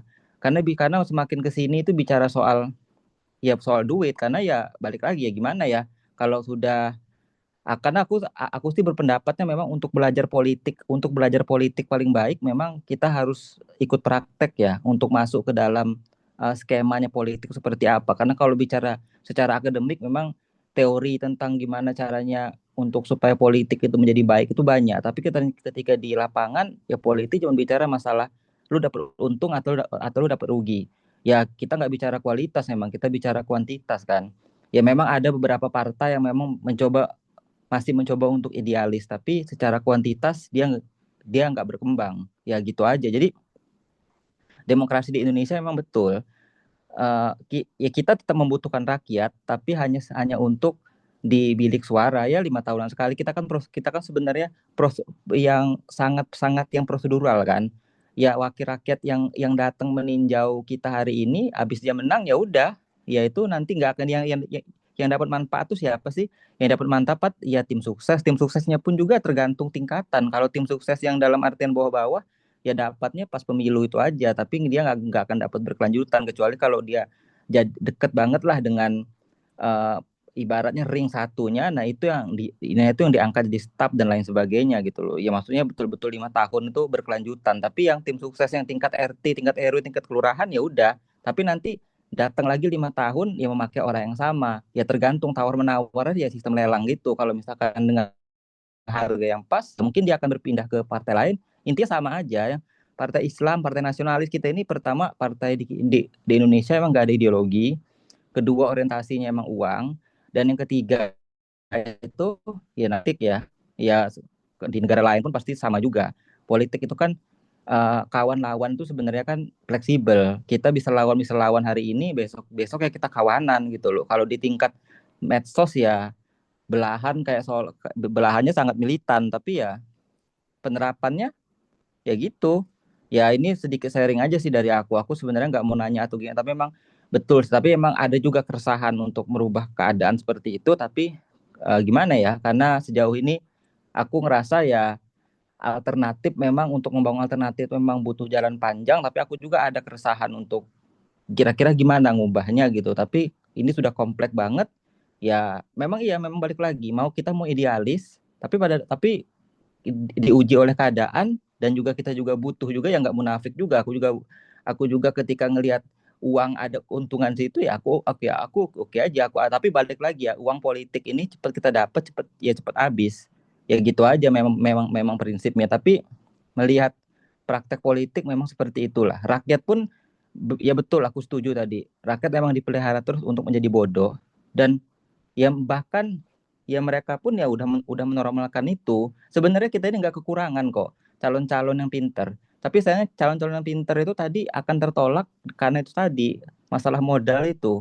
Ketika turun ke bawah, orang nggak akan ngedenger ide kamu gimana. Orang tahu ini orang bawa apa ke rumah gua, bawa kue kah, minimal kue lah, atau sembako. Itu pun nanti di belakang dibanding-bandingin. Aduh, yang dia kasih ini lebih segini ya, sementara calon lain kayak gitu-gitu. Aku soalnya pemain lapangan, jadi aku tahu banget. Jadi di belakang itu udah tuh dibanding-bandingin, yang ngasih lebih itulah yang kepilihnya, seperti itu gitu loh. Bahkan kalau kita bilang oh ini tamatan Amerika atau tamatan Mesir, oh ya orang mikirnya wah pasti dia banyak duit, bukan idenya langsung. Lo pokoknya kalau yang jelas sih di partai itu ya konsepnya ada 3: koneksi, kapital duit lah, koneksi, sama satu lagi koalisi. 3 itu. Jadi makanya kita bicara masalah itu emang nggak ada pertentangan sih. Pertentangan cuma di kalangan bawah yang kurang mengenal aja. Makanya sangat militan. Tapi kalau bicara masalah lingkaran di dalamnya aku nggak ada masalah dengan teman-teman kayak dari PKS, dari contohnya yang kita di framing seolah-olah kita clash antara PDIP, PKS, PSI juga termasuk itu. Ala kita kalau ketemu ya kita bicara apa yang bisa kita garap gitu loh. Walaupun itu duit, ya kita tahu pun itu duit dari reses ya, ada juga aroma-aroma korupsinya, monggo aja kita garap gitu sih. Itu sebagai kacamata, sebagai pemain ya. Ya tapi balik lagi, ini memang 3H aja, haram-haram hantam gitu loh. Ya gitu sih pandangan dari aku. Terima kasih kawan-kawan. Oke, terima kasih banget Kak At ini atas insight faktanya ya. Mau nanya nih Mas, masih di dalam partainya nggak Mas? Aku kebetulan masih sih, tapi aku kebetulan kerja untuk Mas Once, kalau tahu Once Mekel, karena kebetulan aku kan megang PDIP yang di luar negeri. Dan yang lucunya lagi, pada saat kita dulu itu kampanye itu, aku bersahabat baik dengan timnya Hidayat Nur Wahid, dan kita pun kita itu dulu itu berkoalisi untuk menangin Once menang, Hidayat pun kita. Jadi kita tuh bagi suara sistemnya. Kita bagi suara. Lu deketin daerah ini, gue deketin daerah itu. Kebetulan aku di bagian luar negerinya dan emang kerja langsung di bawah. Ya tapi bukan stafnya Once sih, tapi lebih ke arah pemain lapangannya aja buat ngamanin di kantong-kantong. Ya pokoknya kita udah bagi pemetaan. Sini wilayah PKS kita nggak bisa deketin sini. Tapi ya ketemu ya garap-garap aja. Pokoknya kemarin itu intinya adalah yang penting sebenarnya bukan tapi memang balik lagi ya. Ini sedikit sharing juga ya. Di Indonesia ini sebenarnya sistem pemilunya agak aneh karena kita itu kalau maju jadi calon kita bukan bertarung dengan eh, lawan dari partai lain, tapi dengan partai kita sendiri. Karena satu partai itu kan nyalonin 8 orang. Contohnya 8 orang itu dia akan bertarung dengan timnya sendiri. Seharusnya tidak seperti itu. Harusnya dia fokus dengan bertarung dengan partai lain. Jadi di kita itu jadi di pada saat pemilu kemarin ya berhadapan dengan tim sendiri dan juga dengan tim luar gitu loh. Dan tim luarnya pun juga dia berhadapan juga dengan itu tim saya Hidayat Nurahid, temen aku yang gerakin itu dia berhadapan dengan 8 orang yang diusung oleh PKS di bawahnya. Nah, itu yang menurut sistemnya aneh gitu loh. Ya gitu sih kurang lebih. Ini aku ngelihatnya beyond daripada teori ya gitu. Intinya sebagai orang PDIP lah. Tapi aku akuin memang faktanya politik kita kotor. Ya, oke. Thank you. Thank you banget insight faktanya nih, Kak. Ada tanggapan dari Pak Alex? Oke, thank you. Alhamdulillah ada yang menjabarkan fakta ya. Ya, tapi eh, secara mendasar yang memang saya pelajari terhadap demokrasi itu sendiri ya memang ya seperti inilah. John Zeller juga ketika menerbitkan buku ini juga kan sebenarnya tujuan utamanya adalah untuk tadi ya menyelamatkan demokrasi di Amerika. Akhirnya dia melakukan riset, akhirnya setelah melakukan riset ternyata faktanya demokrasi itu memang tidak bisa selamat. Makanya tadi ketika kita bicara solusi, kalau misalnya hanya di apa ya tampak permukaannya saja atau kita hanya melihat di tampak permukaannya saja, ya seperti kita melihat kolam yang butek gitu loh. Kolam butek itu kalau misalnya mau jernih, ya itu kan kita harus kuras airnya, bersihin dasarnya, lalu kita isi dengan air yang baru. Tapi kalau kita hanya membersihkan dengan ditampak luarnya saja, ya itu cuma seperti bagaimana kita ngobok-ngobok air aja, nggak akan berubah sampai kapanpun.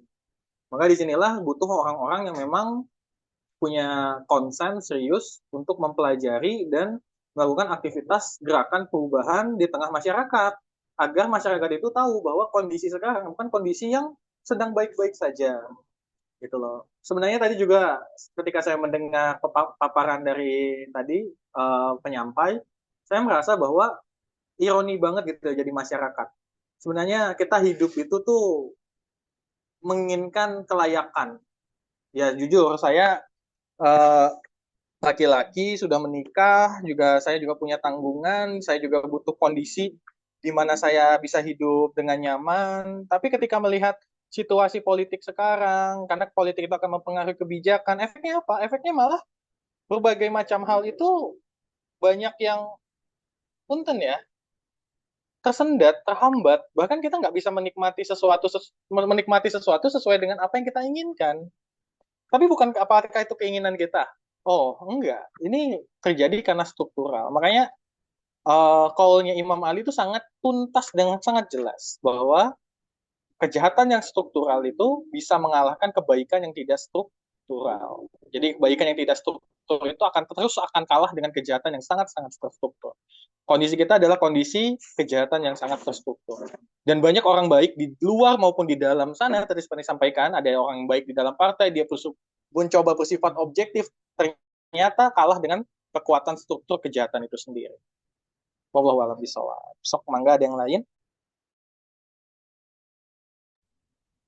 Oke, apakah ada yang lain? Oh ya, tadi dari Kayu ya, Kayu. Oh, ada Kayu. Oke. Yang lain? Oke, yang lain. Apakah ada pertanyaan? Mungkin bisa dari chat. Oh, oke, ada. Coba kita. Ada notif. Oh, bukan.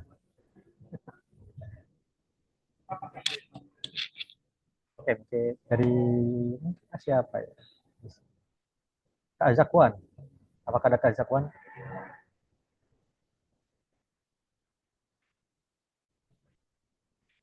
Mungkin aku pengen nanya sih, Pak. Saya ingin bertanya.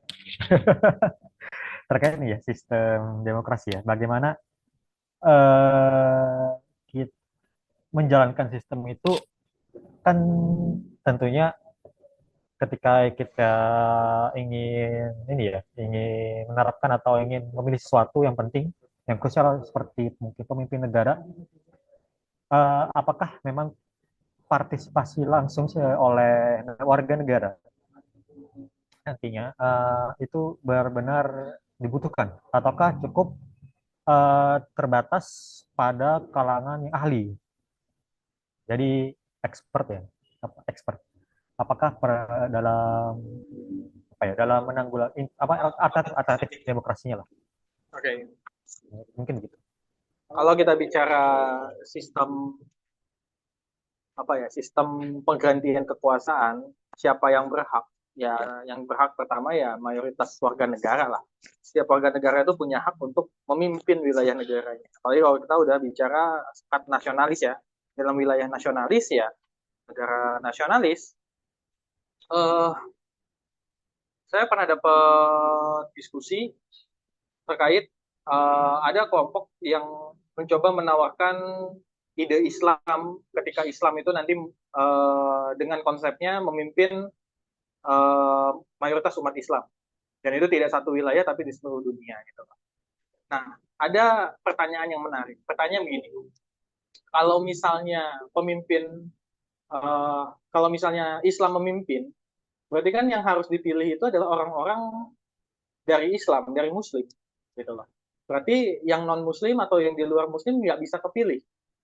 Orang tersebut waktu itu tuh menjelaskan tuh sangat brilian, sangat jelas. Beliau bilang begini, kalau misalnya di Amerika saja terjadi pemilu, terjadi konteks pemilihan, maka orang Indonesia tuh nggak boleh mencalonkan untuk menjadi presiden di Amerika. Kenapa? Karena itu adalah bentuk legitimasi khas yang terjadi di suatu sistem pemilihan. Nah, kalau dalam Islam, semua umat Islam itu nggak cuma satu di satu wilayah. Muslim yang di Indonesia itu nggak ada bedanya dengan Muslim yang ada di Palestina. Tidak punya beban yang berbeda dengan Muslim yang ada di Amerika, di Eropa, di Rusia, di Kazakhstan, bahkan ada di Timbuktu. Ada yang tahu Timbuktu, teman-teman? Di Timbuktu saja, itu kalau dia seorang Muslim, dia punya beban yang sama seperti kita orang Muslim yang ada di Indonesia. Berarti siapapun berhak untuk memimpin, dan itu tidak ada pembedanya. Nah, konsep pemilihan juga ini menjadi konsep yang sangat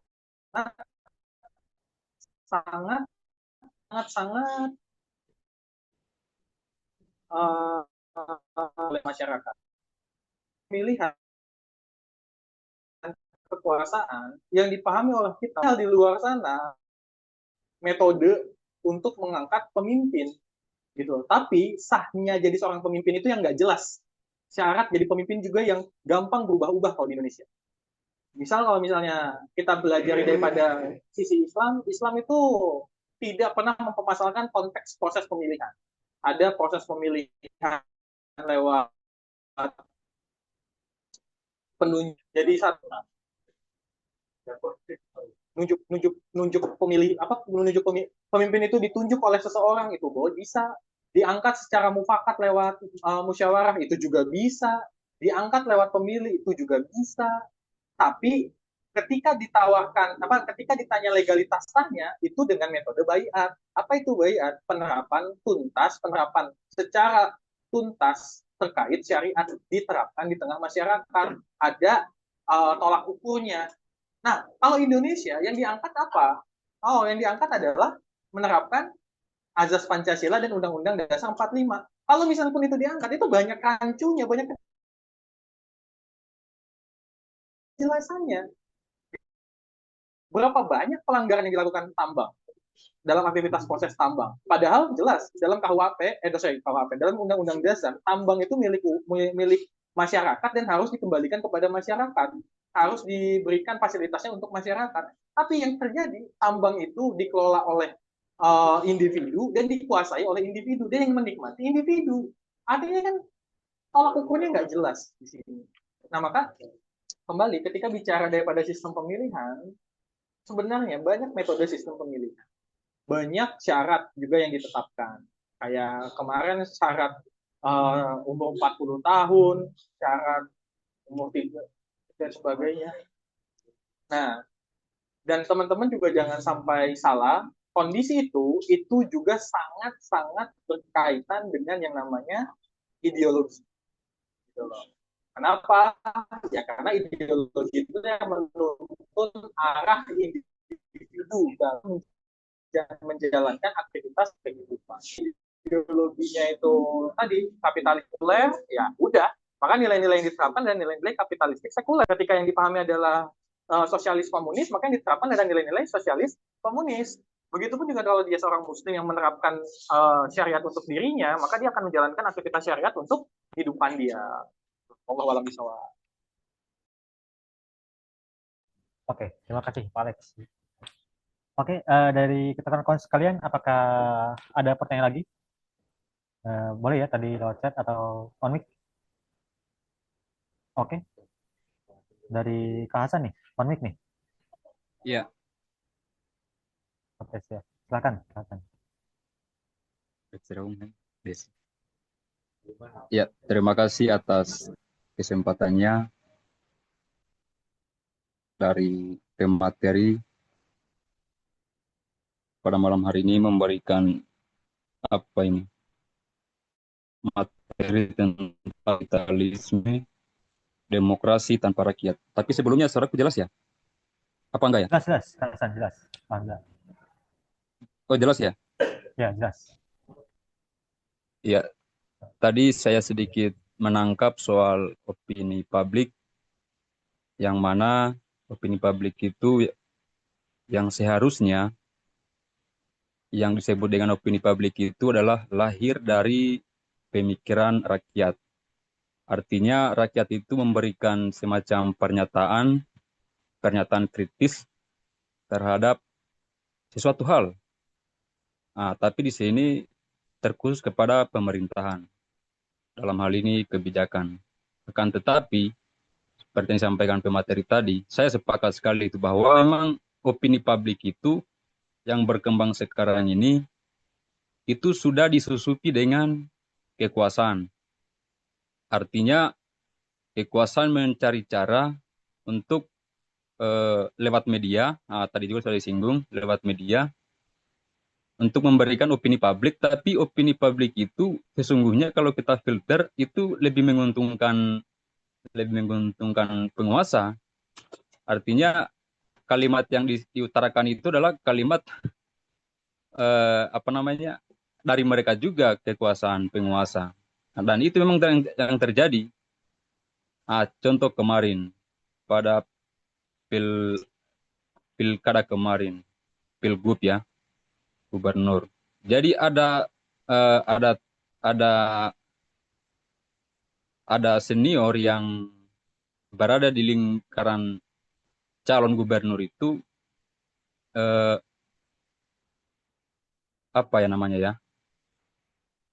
menelpon teman-temannya termasuk adik-adiknya yang statusnya sebagai mahasiswa untuk memberikan semacam pernyataan. Tapi pernyataan itu adalah pernyataan dari yang sudah dibungkus oleh tim-tim di calon gubernur itu. Artinya seakan-akan pernyataan ini dari mahasiswa itu sendiri, tapi ternyata itu sudah dibumbu-bumbui dengan mereka-mereka di lingkaran calon gubernur itu. Dan itu fakta memang. Itu saya rasa salah satu contoh kecil bahwa di mana ruang publik itu telah dikuasai dengan mereka-mereka yang berada di lingkaran kekuasaan. Dan yang lebih anehnya lagi, yang menyuruh itu adalah mantan. Jadi saya sepakat hari ini kita bicara soal seharusnya begitu. Tapi ternyata setelah kita masuk di lingkaran kekuasaan itu berubah. Justru kita tidak lagi seperti dulu misalnya yang awalnya itu aktivis yang dengan tagline perubahan dan lain sebagainya kan. Tapi setelah kita berada di lingkaran kekuasaan itu sangat berbeda. Itu saya tidak lihat dari saya pribadi ya, karena saya belum berada di lingkaran sana. Tapi saya melihat beberapa orang-orang di seputar kekuasaan. Nah, kemudian yang kemarin juga itu ada istilah apa namanya, Indonesia gelap, toh Indonesia gelap yang viral itu. Jadi kemarin itu sebenarnya pada saat viral-viralnya itu Indonesia gelap, kebetulan saya dapat juga bocoran itu di istana itu sangat resah di istana. Jadi eh, apa namanya, mereka mencari cara, mencari celah dengan memanfaatkan media tadi yang disampaikan tadi itu untuk mengkanter isu-isu yang berpotensi merusak stabilitas negara. Nah, itu kerja-kerja kekuasaan itu. Dan memang kemarin terjadi. Nah, lalu kemudian kenapa misalnya hari ini rakyat seakan-akan atau masyarakat lah pada umumnya tidak bisa memberikan semacam apa ya, pernyataan kritis. Nah, sebenarnya kalau saya cuma berbagi pandangan saja ya. Saya melihat kenapa masyarakat hari ini semacam dininabobokan dengan keadaan sekarang ini. Kita sebenarnya, apalagi bicara di rakyat kecil, masyarakat bawah itu, kita terlena dengan yang namanya bantuan-bantuan. Contoh misalnya di masanya Jokowi kemarin itu ada namanya apa ya, bantuan langsung tunai. Dan itu sangat menyentuh eh, orang-orang di bawah kan. Kita punya keluarga, orang-orang tua. Artinya dengan bantuan itu mereka sangat bersyukur begitu, sangat bersyukur, sangat gembira lah istilahnya.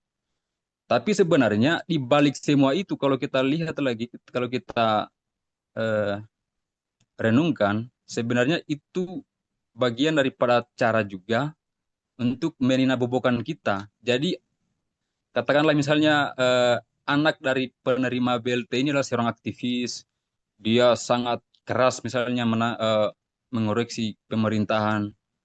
Tapi setelah itu, ya dia pasti berpikir, "Oh, orang tua saya dapat BLT, orang tua saya dapat ini, dapat apa lagi namanya, eh apa lagi tuh,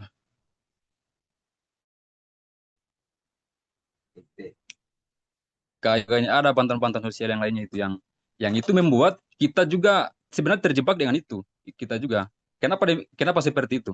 Kenapa seperti itu? Karena kita bisa bilang bahwa pemerintah itu termasuk berhasil menabobokan kita, termasuk berhasil. Jadi kita tidak ada kiat-kiat langkah-langkah untuk melakukan perlawanan misalnya, walaupun kita apa namanya, misalnya tersandra dengan kebijakan-kebijakan yang memang itu tidak sesuai dengan harapan kita. Kemudian terakhir bagi saya, karena ini cuma berbagi pandangan, tadi sesuai dulu tadi, kapitalisme, demokrasi tanpa rakyat tadi itu sempat juga menyinggung soal oligarki ya. Saya sebenarnya cukup tertarik kalau menyinggung soal oligarki. Karena memang tidak bisa dipungkiri bahwa Indonesia saat ini sudah dikuasai dengan mereka-mereka yang istilahnya oligarki ya. Coba kita lihat di DPR RI misalnya.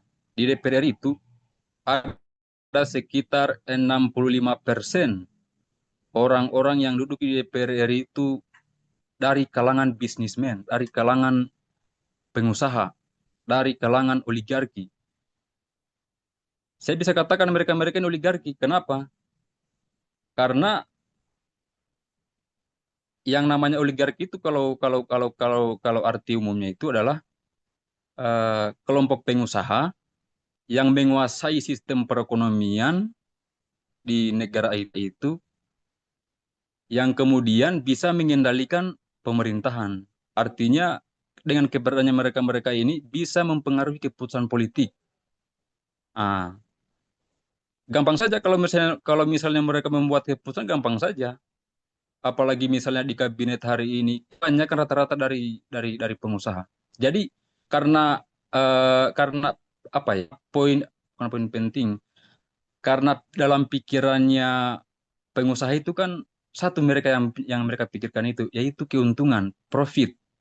Jadi sebenarnya mereka itu tidak lagi memikirkan soal kepentingan publik, soal kepentingan rakyat dalam hal keputusannya, tapi dalam hal kamu dapat apa, kamu dapat berapa. Itu Ji, itu pola pikirnya pengusaha. Itu pola pikirnya pengusaha soal profit. Kalau soal pelayanan publik dan kepuasan publik itu urutan kedua. Tapi yang pertama itu adalah keuntungan. Kenapa hari ini di Indonesia masih banyak oligarki? Ini juga impact dari pemilu sebenarnya soal besaran kos politik kemarin, sehingga kemudian bahkan presiden pun bisa kita katakan bahwa di lingkarannya mereka ini adalah lingkaran oligarki. Tapi pertanyaannya apakah lingkaran-lingkaran oligarki ini tidak bisa dikenal? Bisa sebenarnya. Pada masa pemerintahan Yeltsin ya di Rusia pada saat itu, pada saat Uni Soviet, pada saat Uni Soviet runtuh itu sekitaran berapa 90-an ya, 90-an ya. Karena 91 itu kan sudah masuk pemerintahan Yoris Yeltsin. Jadi pada masa itu selama 10 tahun memerintah presiden Rusia yang namanya Yoris itu kelompok-kelompok oligarki sangat menguasai pemerintahan. Akhirnya kondisi ekonomi pada masa itu sangat terburuk. Sangat buruk. Berbeda dengan Putin. Apakah di masanya Putin tidak ada oligarki? Justru lebih banyak di masanya Putin oligarki dibanding sebelumnya, selama 10 tahun sebelumnya. Tapi Putin adalah dia bisa mengendalikan kelompok-kelompok oligarki ini. Makanya Putin itu dijuluki sebagai pemimpin yang otoriter juga sangat diktator. Tapi dia dalam konteks bisa mengendalikan para kelompok-kelompok ini. Kelompok-kelompok yang ingin menguasai ekonomi, tapi mereka juga ingin berniat menguasai pemerintahan. Putin tidak bisa begitu. Walaupun Putin juga kan bisa kita katakan apa ya, ya sangat keras, kemudian keluarganya juga itu sangat banyak yang menduduki kursi-kursi pemerintahan, juga pengusaha banyak, tapi itu dia bisa mengendalikan kelompok-kelompok oligarki. Sehingga perbandingan perkembangan ekonomi antara eranya Putin dengan sebelum itu berbeda. Pertanyaan di Indonesia, apakah bisa misalnya pemerintahan hari ini yang dikenal istilahnya calon macan bisa mengendalikan kelompok-kelompok. Kalau saya untuk ini pandangan pribadi saja. Saya juga sebenarnya agak setiap diskusi-diskusi yang diselenggarakan oleh diri ini saya sangat mengikuti, dan walaupun kadang juga saya tidak sempat ya, tapi kalau ada waktu saya mengikuti. Ya, mungkin untuk sementara terima kasih. Wassalamualaikum warahmatullahi wabarakatuh. Waalaikumsalam warahmatullahi wabarakatuh. Terima kasih atas tanggapannya, Kak Hasan.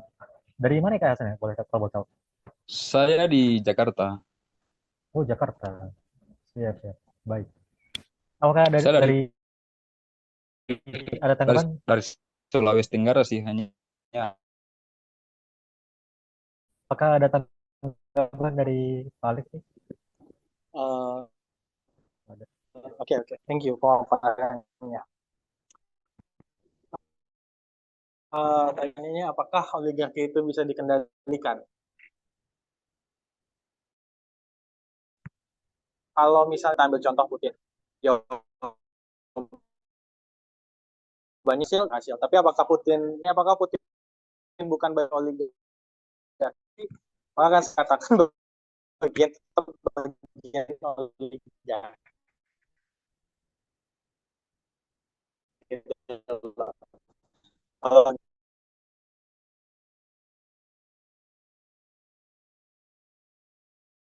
bagian oligarki di awal. Suaranya nggak jelas ya. Aman? Suara saya aman? Oh, belum. Oke, udah. Tes. Aman? Oke, aman ya? Ya, ya aman. Mohon maaf. Jaringan.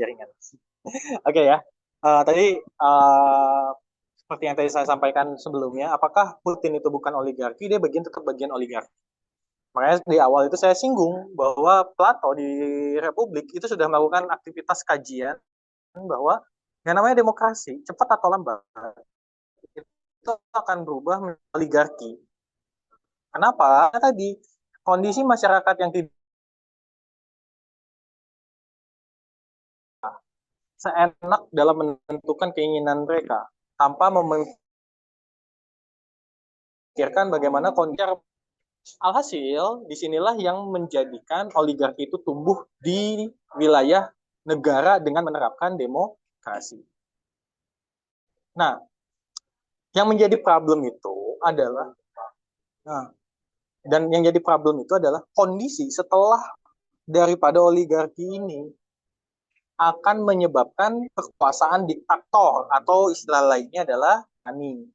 Nah, tirani inilah yang tadi Putin punya power gitu loh. Tapi Putin juga punya pertimbangan karena dia bagian daripada oligarki, nepotisnya juga kuat gitu. Tapi di satu sisi juga harus diperhatikan Putin itu selain daripada punya sifat otoriter, dia tetap memiliki standar ideologi. Itu yang harus kita perhatikan. Apakah Putin bukan orang yang paham ideologi? Sangat paham ideologi gitu loh. Kalau dia nggak paham ideologi, dia nggak mungkin punya uang untuk membuat pernyataan saat Amerika ikut campur dalam urusan kami akan turun secara langsung. Loh itu faktor ideologi loh, gitu lah. Itu bukan tiba-tiba langsung Iran ini negara yang sedang melakukan perlawanan, kalau diganggu saya mau jadi pahlawan ikut campur. Nggak gitu. Sorry, enggak. Begitupun juga tadi sebelumnya. Bang Hasan bilang bahwa ada banyak negara berhasil menindakbobokan. Oligarki memang memikirkan itu, sangat-sangat memikirkan itu. Gimana caranya menjadi pahlawan kesiangan? Di mana kondisi sudah kritis masyarakat, dia datang menjadi pahlawan. Ketika pahlawan mereka datang dengan bantuan, dana sosial, bansos, subsidi, itu semua adalah bagian daripada aktivitas yang menggambarkan negara atau pemerintah menjadi sosok pahlawan. Akhirnya orang-orang kecil yang tadi malas mikir politik, malas untuk melihat perkembangan politik, sibuk hanya untuk memenuhi kebutuhan harian mereka, akhirnya apa? Akhirnya mereka merasa terselamatkan, merasa tertolong. Wah, akhirnya disitulah idealisme seseorang itu akan runtuh dan berubah. Karena orientasinya berubah. Bukan orientasi perubahan, tapi orientasi kebermanfaatan.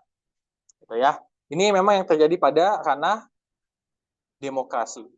Oligarki juga akan menjadi seperti itu. Artinya masyarakat punya orientasi, yaitu profit oriented. Karena kapitalis itu nggak mau rugi. Mereka, kita ambil contoh tambang, Sulawesi Selatan ya. Kalau nggak salah di Sulawesi itu ada tambang nikel. Lah, Iya, Sulawesi Tenggara, Bang. Ya, Sulawesi Tenggara itu ada tambang nikel. Oke, kita bicara tambang nikel, yang punya modal paling besar itu siapa? Apakah orang Indonesia? Jawabannya tidak, Cina. Artinya apa? Di sinilah Cina itu masuk. Dan ini nanti akan ada keterkaitan dengan neoliberalisme ya, gitu loh. Bagaimana neoliberalisme itu masuk. Tapi kita nggak bahas neoliberalnya dulu. Kita bahas bahwa Cina sebagai kapital sudah nanam modal besar untuk melakukan aktivitas invest penggalian untuk mendapatkan suplai tambang, yaitu nikel. Pertanyaannya, kalau misalnya salah satu daripada stakeholder kita idealis, punten, RI1 mengatakan, nggak boleh. Lah, RI1 bisa berbuat apa ketika nanti semua subsidi suplaian dari Cina itu di stop?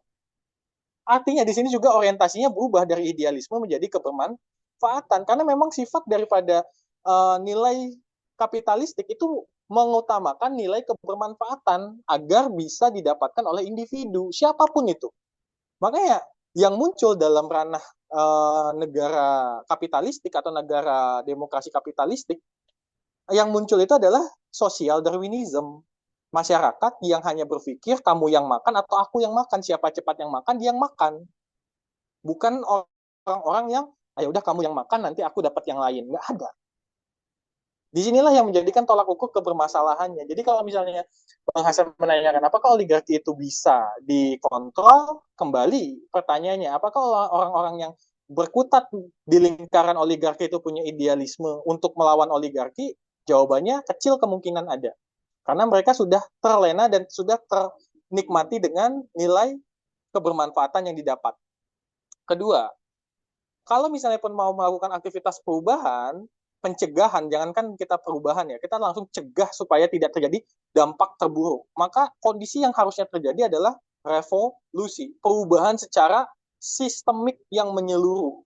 Karena kalau misalnya kita ngubah dengan reformasi, mengubah posisi orang-orangnya saja, tapi sistemnya itu tetap berjalan, maka hanya mengulangi kesalahan yang sama. Dan inilah problematiknya yang terjadi di seluruh negara-negara yang menerapkan demokrasi. Makanya jangan aneh, Timur Tengah ketika dikatakan mereka kok banyak konflik, ya wajar lah banyak konflik gitu loh. Di sana oligarkinya lebih besar, uangnya banyak yang lebih besar gitu loh. Bahkan idealismenya ada, oh enggak. Kita lihat MBZ ketika kedatangan Trump, bikin MOU, masuk Abraham Accord, apakah itu bukan azas bermanfaat? Azas kebermanfaatan. Sedangkan saudaranya di tetangganya sebelah dibantai habis, anak kecil kelaparan, dalam waktu 1 jam 40 anak mati kelaparan. Apakah itu dipikirkan oleh mereka? Oh no, enggak akan dipikirin sama mereka. Karena azasnya kebermanfaatan. Yang ada kalau misalnya ngebantu Palestina, habis uang banyak. Lebih baik menginvest, menambah kekayaan. Ini yang disampaikan oleh Baginda Rasul, bahwa umat di akhir zaman itu akan kena penyakit wahan. Takut mati, cinta dunia takut mati. Saking cinta dunianya, yang namanya mati tuh, entah deh, yang penting gue harus dapat dulu. Sampai kalau bisa abadi mereka. Ini yang menarik daripada konteks negara ketika memang hawa nafsu yang mendominasi. Kalau bisa semuanya didapat, gak usah mikirin yang lain gitu. Mereka nggak mikirin kita. Loh, konteks itu nggak ada. Fitrah manusia itu harus saling memikirkan gitu. Makanya kalau dikatakan bahwa uh, alternatif ideologi itu ada untuk menambahkan solusi, ya pasti ada. Pertanyaannya kita mau mengkaji dan mempelajari atau tidak. Nah ini yang harusnya jadi dorongan. Kalau ini nggak jadi dorongan, ya kita berarti hanya keledai yang keledai atau kerbau yang memang dicucuk hidung, yang hanya nurut, diajak ke kiri mau, diajak ke kanan mau, diajak susah mau, diajak bahagia, ya pas-pasan aja gitu ya. Wallahu a'lam bishawab. Oke, thank you atas tanggapannya dari Pak Alex. Dari saya Pak ya. Terus belum?